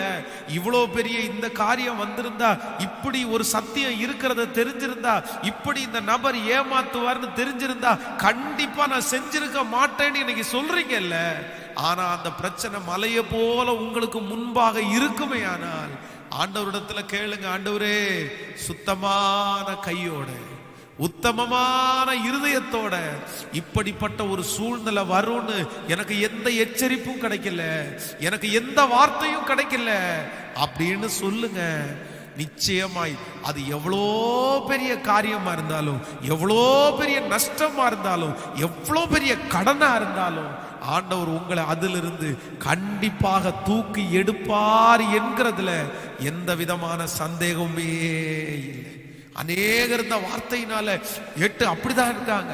ஐயோ தெரியாம பண்ணிட்டேன், அதான் இவ்வளோ கஷ்டப்படுறேன், அதான் இவ்வளோ கஷ்டப்படுறேன், இந்த சத்தியம் மட்டும் எனக்கு கிடைச்சிருக்காதா, முன்னாடி எனக்கு கிடைச்சிருக்காரா? டோன்ட் வரி, அதை குறித்து கவலைப்படாதீங்க. கர்த்தர் சமூகத்துல தெரியாம செஞ்சுட்டு ஆண்டவரே, அன்னைக்கு இப்படி சொல்லுகிற ஆட்கள் எனக்கு இல்ல ஆண்டவரேன்னு கர்த்தர் சமூகத்துல ஒப்பு கொடுங்க. அது தீமையானதையும் கர்த்தர் நன்மையாய் மாற்றி கொடுக்க வல்லவராய் இருக்கிறார். ஹல்லேலூயா. நம்முடைய அறியாமையிலேயே, நம்முடைய தெரியாமையிலேயே நமக்கு உதவி செய்கிற கர்த்தர் அவர். மறக்க முடியாத ஒரு காரியத்தை உங்களுக்கு சொல்லி நான் ஜெபித்து முடிக்கிறேன். ஆண்டவர் நம்முடைய தெரியாத இருக்கும்போது ஆண்டவர் நமக்கு எவ்வளோ ஹெல்ப் பண்றாரு, எப்படி ஆண்டவர் நம்முடைய ஞான குறைவுகளை கர்த்தர் காப்பாத்துறதுன்றத என் வாழ்க்கையில மறக்க முடியாத ஒரு சம்பவம். திருமணம் முடித்த உடனேயே எல்லாரும் புதுமண தம்பதினா கொஞ்சம் சந்தோஷமா தானே இருக்கும், மகிழ்ச்சியா இருக்கும். அப்போ என்னிடத்துல ஒரு நல்ல பைக்கு, அந்த பல்சர் அப்படின்ற ஒரு பைக் இருந்துச்சு. அப்போ அந்த பைக்கில் ரொம்ப தூரம் போகணும் அப்படின்னு எனக்கு ஏற்கனவே ஒரு பெரிய பிளான் இருக்குது. ரொம்ப தூரம் இந்த வண்டியை ஓட்டணும் அப்படின்னு நினச்ச உடனே ஒரு நாள் திருச்சி தாண்டி ஒரு 2 மணி நேரம் டிராவல் பண்ணி அரியலூர், கிட்டத்தட்ட கோயம்புத்தூர்ல இருந்து ஒரு 350-400 கிலோமீட்டர் அந்த ரேஞ்சுக்குள்ளே வரும், 400 கிலோமீட்டருக்குள்ளே வரும். அப்போது நான் ஒரு முடிவு எடுத்துட்டேன். எனக்கு எதுவுமே தெரியாது, உண்மையிலே வண்டி ஓட்டுறதுக்கு இப்போவாது ஒரு சில ஐடியா இருக்குது, ஓ இது இப்படிதான் இது இப்படிதான் அப்படின்னு. ஆனா அப்ப அந்த வண்டி ஓட்டுறதுனுடைய ஐடியா கூட என்கிட்ட இல்லை. ஏதோ எல்லாரும் ஓட்டுற மாதிரி அதான் ஒரு பிரேக்கை பிடிச்சி கியரை போட்டு கிளச் அமுத்தி போனா போயிடும், அவ்வளவுதான், அப்படிதான் தெரியுமே தவிர அந்த வண்டியினுடைய அந்த கண்ட்ரோலிங் சிஸ்டம் எல்லாம் அவ்வளோ எனக்கு தெரியாது. ஆனா மனசுக்குள்ள எப்படியாவது ஒரு லாங் ட்ரிப்பு போகணும்னு ஒரு பயங்கரமான ஆசை. உடனே என்னுடைய மனைவியின் இடத்துல கேட்டேன். அவங்க புதுசா இருக்கிறதுனால, ஏன்னா நான் எக்ஸ்போர்ட் அப்படின்னு நினைச்சிருப்பாங்க, நம்ம என்ன சொன்னாலும் அவங்க நம்பிடுவாங்க. போலாம், நீங்க சொன்னீங்கன்னா போலாம் அப்படின்னு சொல்லிட்டு இங்க இருந்து இப்ப திருச்சிக்கு கிளம்புறோம். திருச்சியில ஒரு கன்வென்ஷன் கூட்டம் வச்சிருக்கிறாங்க.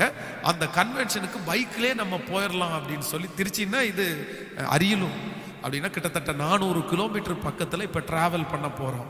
அது எவ்வளோ நேரத்தில் போய் ரீச் ஆகும், எவ்வளோ கிலோமீட்டர் ஸ்பீடில் ஓட்டணும் எதுவுமே தெரியாது. அதுவும் ஏர்லி மார்னிங் நம்ம போயிட்டோம்னா கொஞ்சம் சீக்கிரமாக போயிடலாம், அந்த ஞானமும் சுத்தமாக இல்லை. வீட்டில் இருந்து கிளம்பும் போது 2 மணிக்கு வீட்டை விட்டு கிளம்பும் போது செல்லை 2ஐயும் சுவிட்ச் ஆஃப் பண்ணி வைக்க சொல்லிட்டேன்.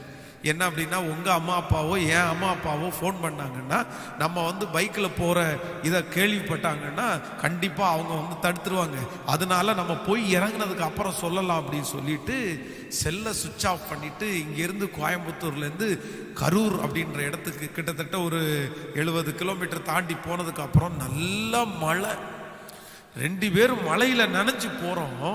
போகிற வழியில் பார்த்தீங்க அப்படின்னா நேரம் அப்படியே தாண்டிட்டே இருக்குது, போக போக தூரம் வந்துட்டே இருக்குது. அது 400 கிலோமீட்டர்னா ரொம்ப தூரம் இல்லை.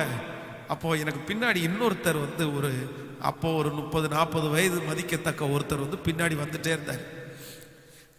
தெரியவே இல்லை. அவருக்கும் எனக்கும் அப்புறம் போட்டி மாதிரி ஆயிடுச்சு. நானும் பல்சர் தான் வச்சிருக்கிறேன், அவரும் பல்சர் தான் வச்சிருக்காரு. நான் வந்து ஒரு வேகமாக போவேன். அப்புறம் திடீர்னு பார்த்தா அவர் என்ன ஓவர் டேக் பண்ணி வேகமாக போவார். அடுத்து நான் வேகமாக போவேன். இப்படி 2 பேரும் அவர் யாருன்னே தெரியாது போட்டி போட்டு ஓட்டிகிட்டே போயிட்டு இருக்கிறேன். போகிற வழியில் இந்த 2 டபுள் ரோடு, நான் இந்த ரோட்டில் பைக்கில் போயிட்டுருக்கிறேன். அங்கேருந்து ஒரு பஸ் வருது. அந்த பஸ்ஸு ஸ்லோவாக வருது. எனக்கு போவதற்காக வழி இருக்குது. திடீர்னு பஸ்ஸுக்கு பின்னாடி வந்த ஒருத்தன் பஸ்ஸு ஸ்லோவாக போகுதுன்னு சொல்லி ஒரு மினி டோர் வந்து அப்படியே இந்த ரோட்டில் வந்தான். என்னுடைய வண்டி கிட்டத்தட்ட 90 கிலோமீட்டர் ஸ்பீடில் போயிட்டு இருக்குது. எனக்கு இப்போ போகிறதுக்கு ரோடு இல்லை. அவன் அங்கேருந்து ஓவர்டேக் பண்ணுறான். நான் பக்கத்தில் போயிட்டேன். என்ன பண்ணுறதுன்னே தெரில. உடம்பெல்லாம் படப்படன்னு ஆயிடுச்சு. ஒரு சின்ன சந்து, அந்த ஒருத்தர் நடக்கிற அந்த நடபாதை இருக்கு பாருங்களேன். என்னுடைய வண்டியை அந்த நடபாதைக்குள்ள அந்த சைடில் போட்டு ஏற்றி நான் வந்து அவரை தாண்டிட்டேன், அந்த வண்டியை தாண்டிட்டேன். ஆனால் எனக்கு பின்னாடி வந்தவர், என்னை முந்தணும்னு வந்தவர் இந்த வண்டியை கவனிக்கவே இல்லை. நான் இவன் ஓவர்டேக் பண்றதை கவனிச்ச அடுத்த ஸ்பாட்ல அந்த சின்ன சந்து வழி என்னமோ தெரியல, ஆண்டவர் தான். நான் என்னுடைய ஞானம் எல்லாம் ஒண்ணுமே கிடையாது. அந்த சந்துல வண்டியை விட்டுட்டேன். பின்னாடி வந்தவர் நேருக்கு நேர் அடிச்சிட்டார். அவரும் எப்படியும் கிட்டத்தட்ட ஒரு 85 கிலோமீட்டர் ஸ்பீட்ல தான் வந்துட்டாரு. சத்தம் பட்டார் அப்படின்னு கேக்குது. கிட்டத்தட்ட ஒரு 15-20 அடி தாண்டி நான் வண்டியை நிறுத்துற. ஒரே கூட்டம்.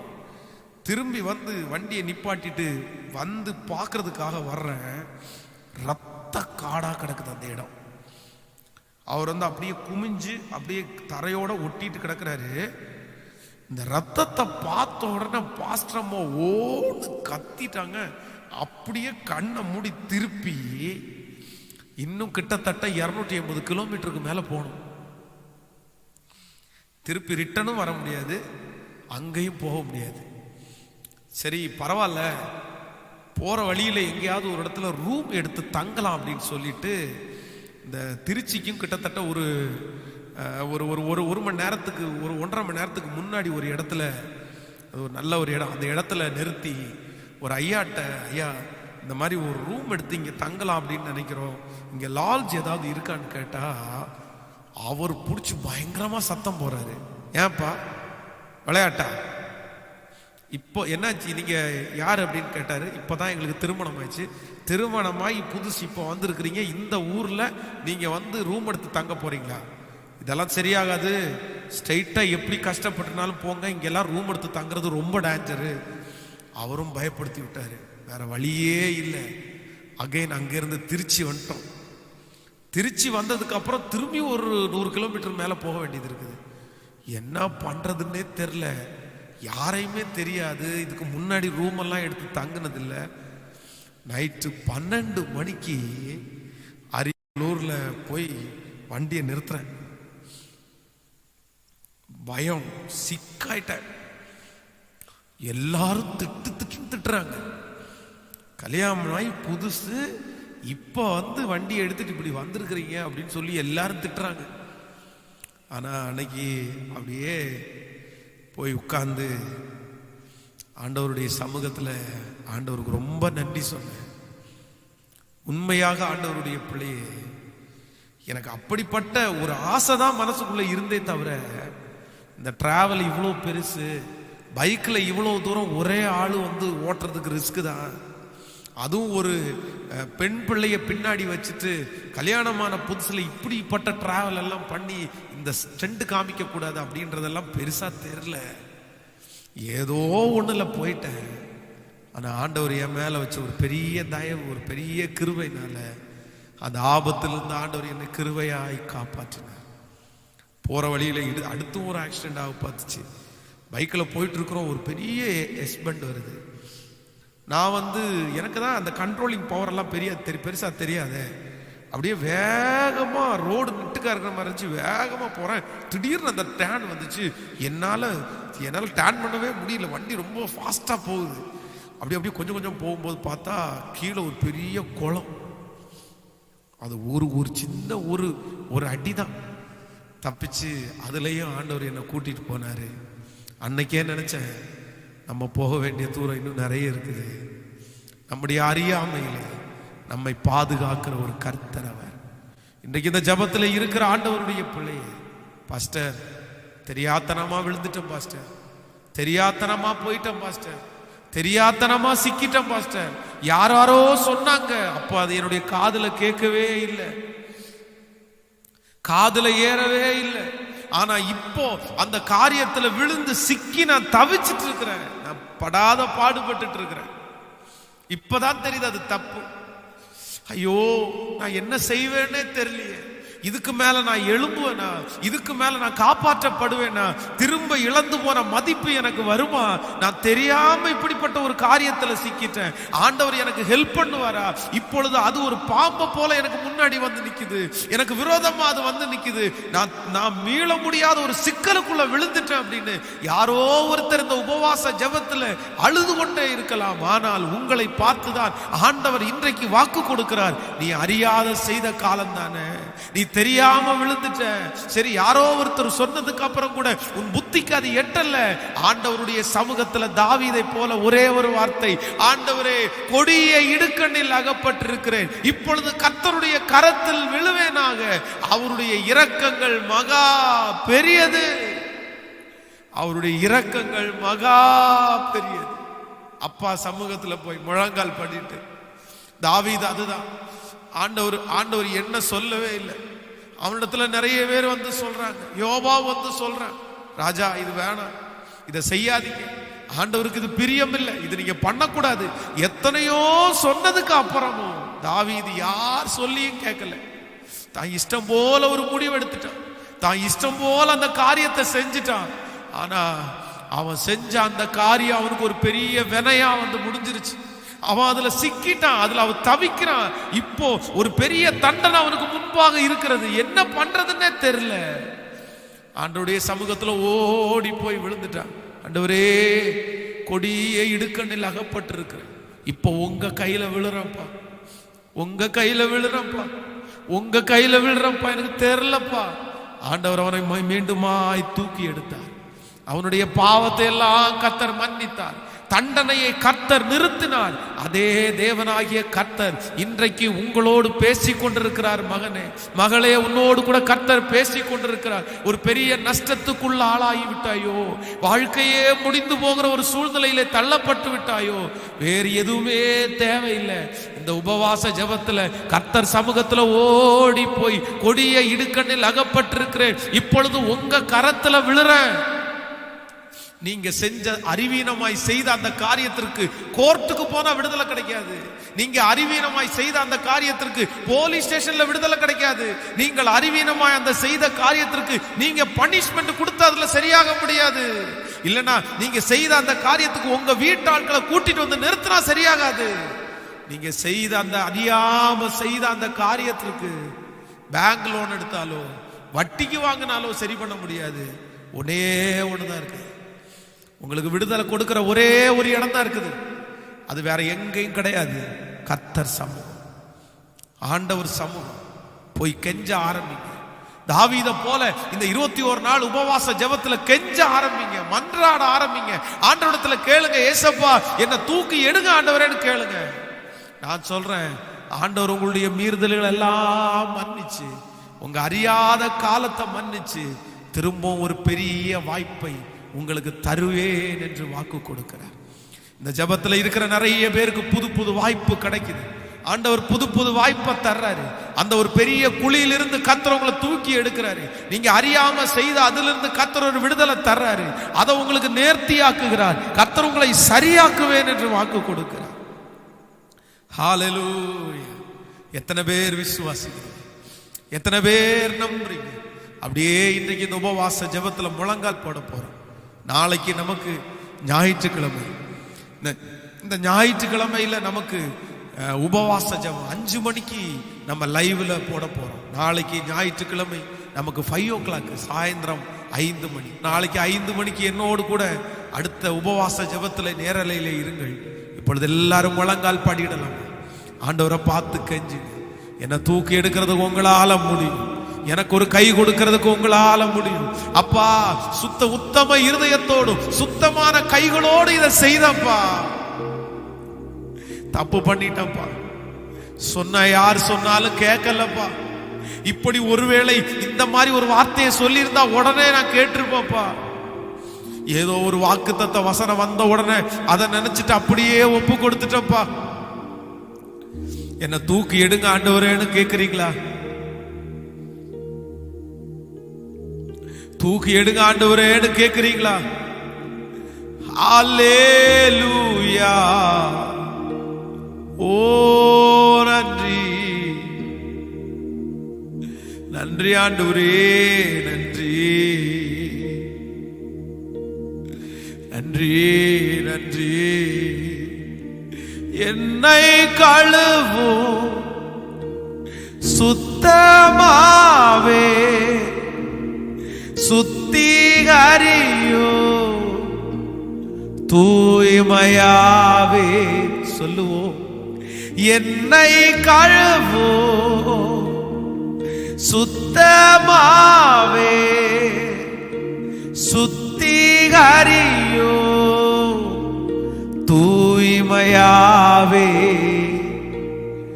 உம்மை போ என்னை மாற்றிடும்.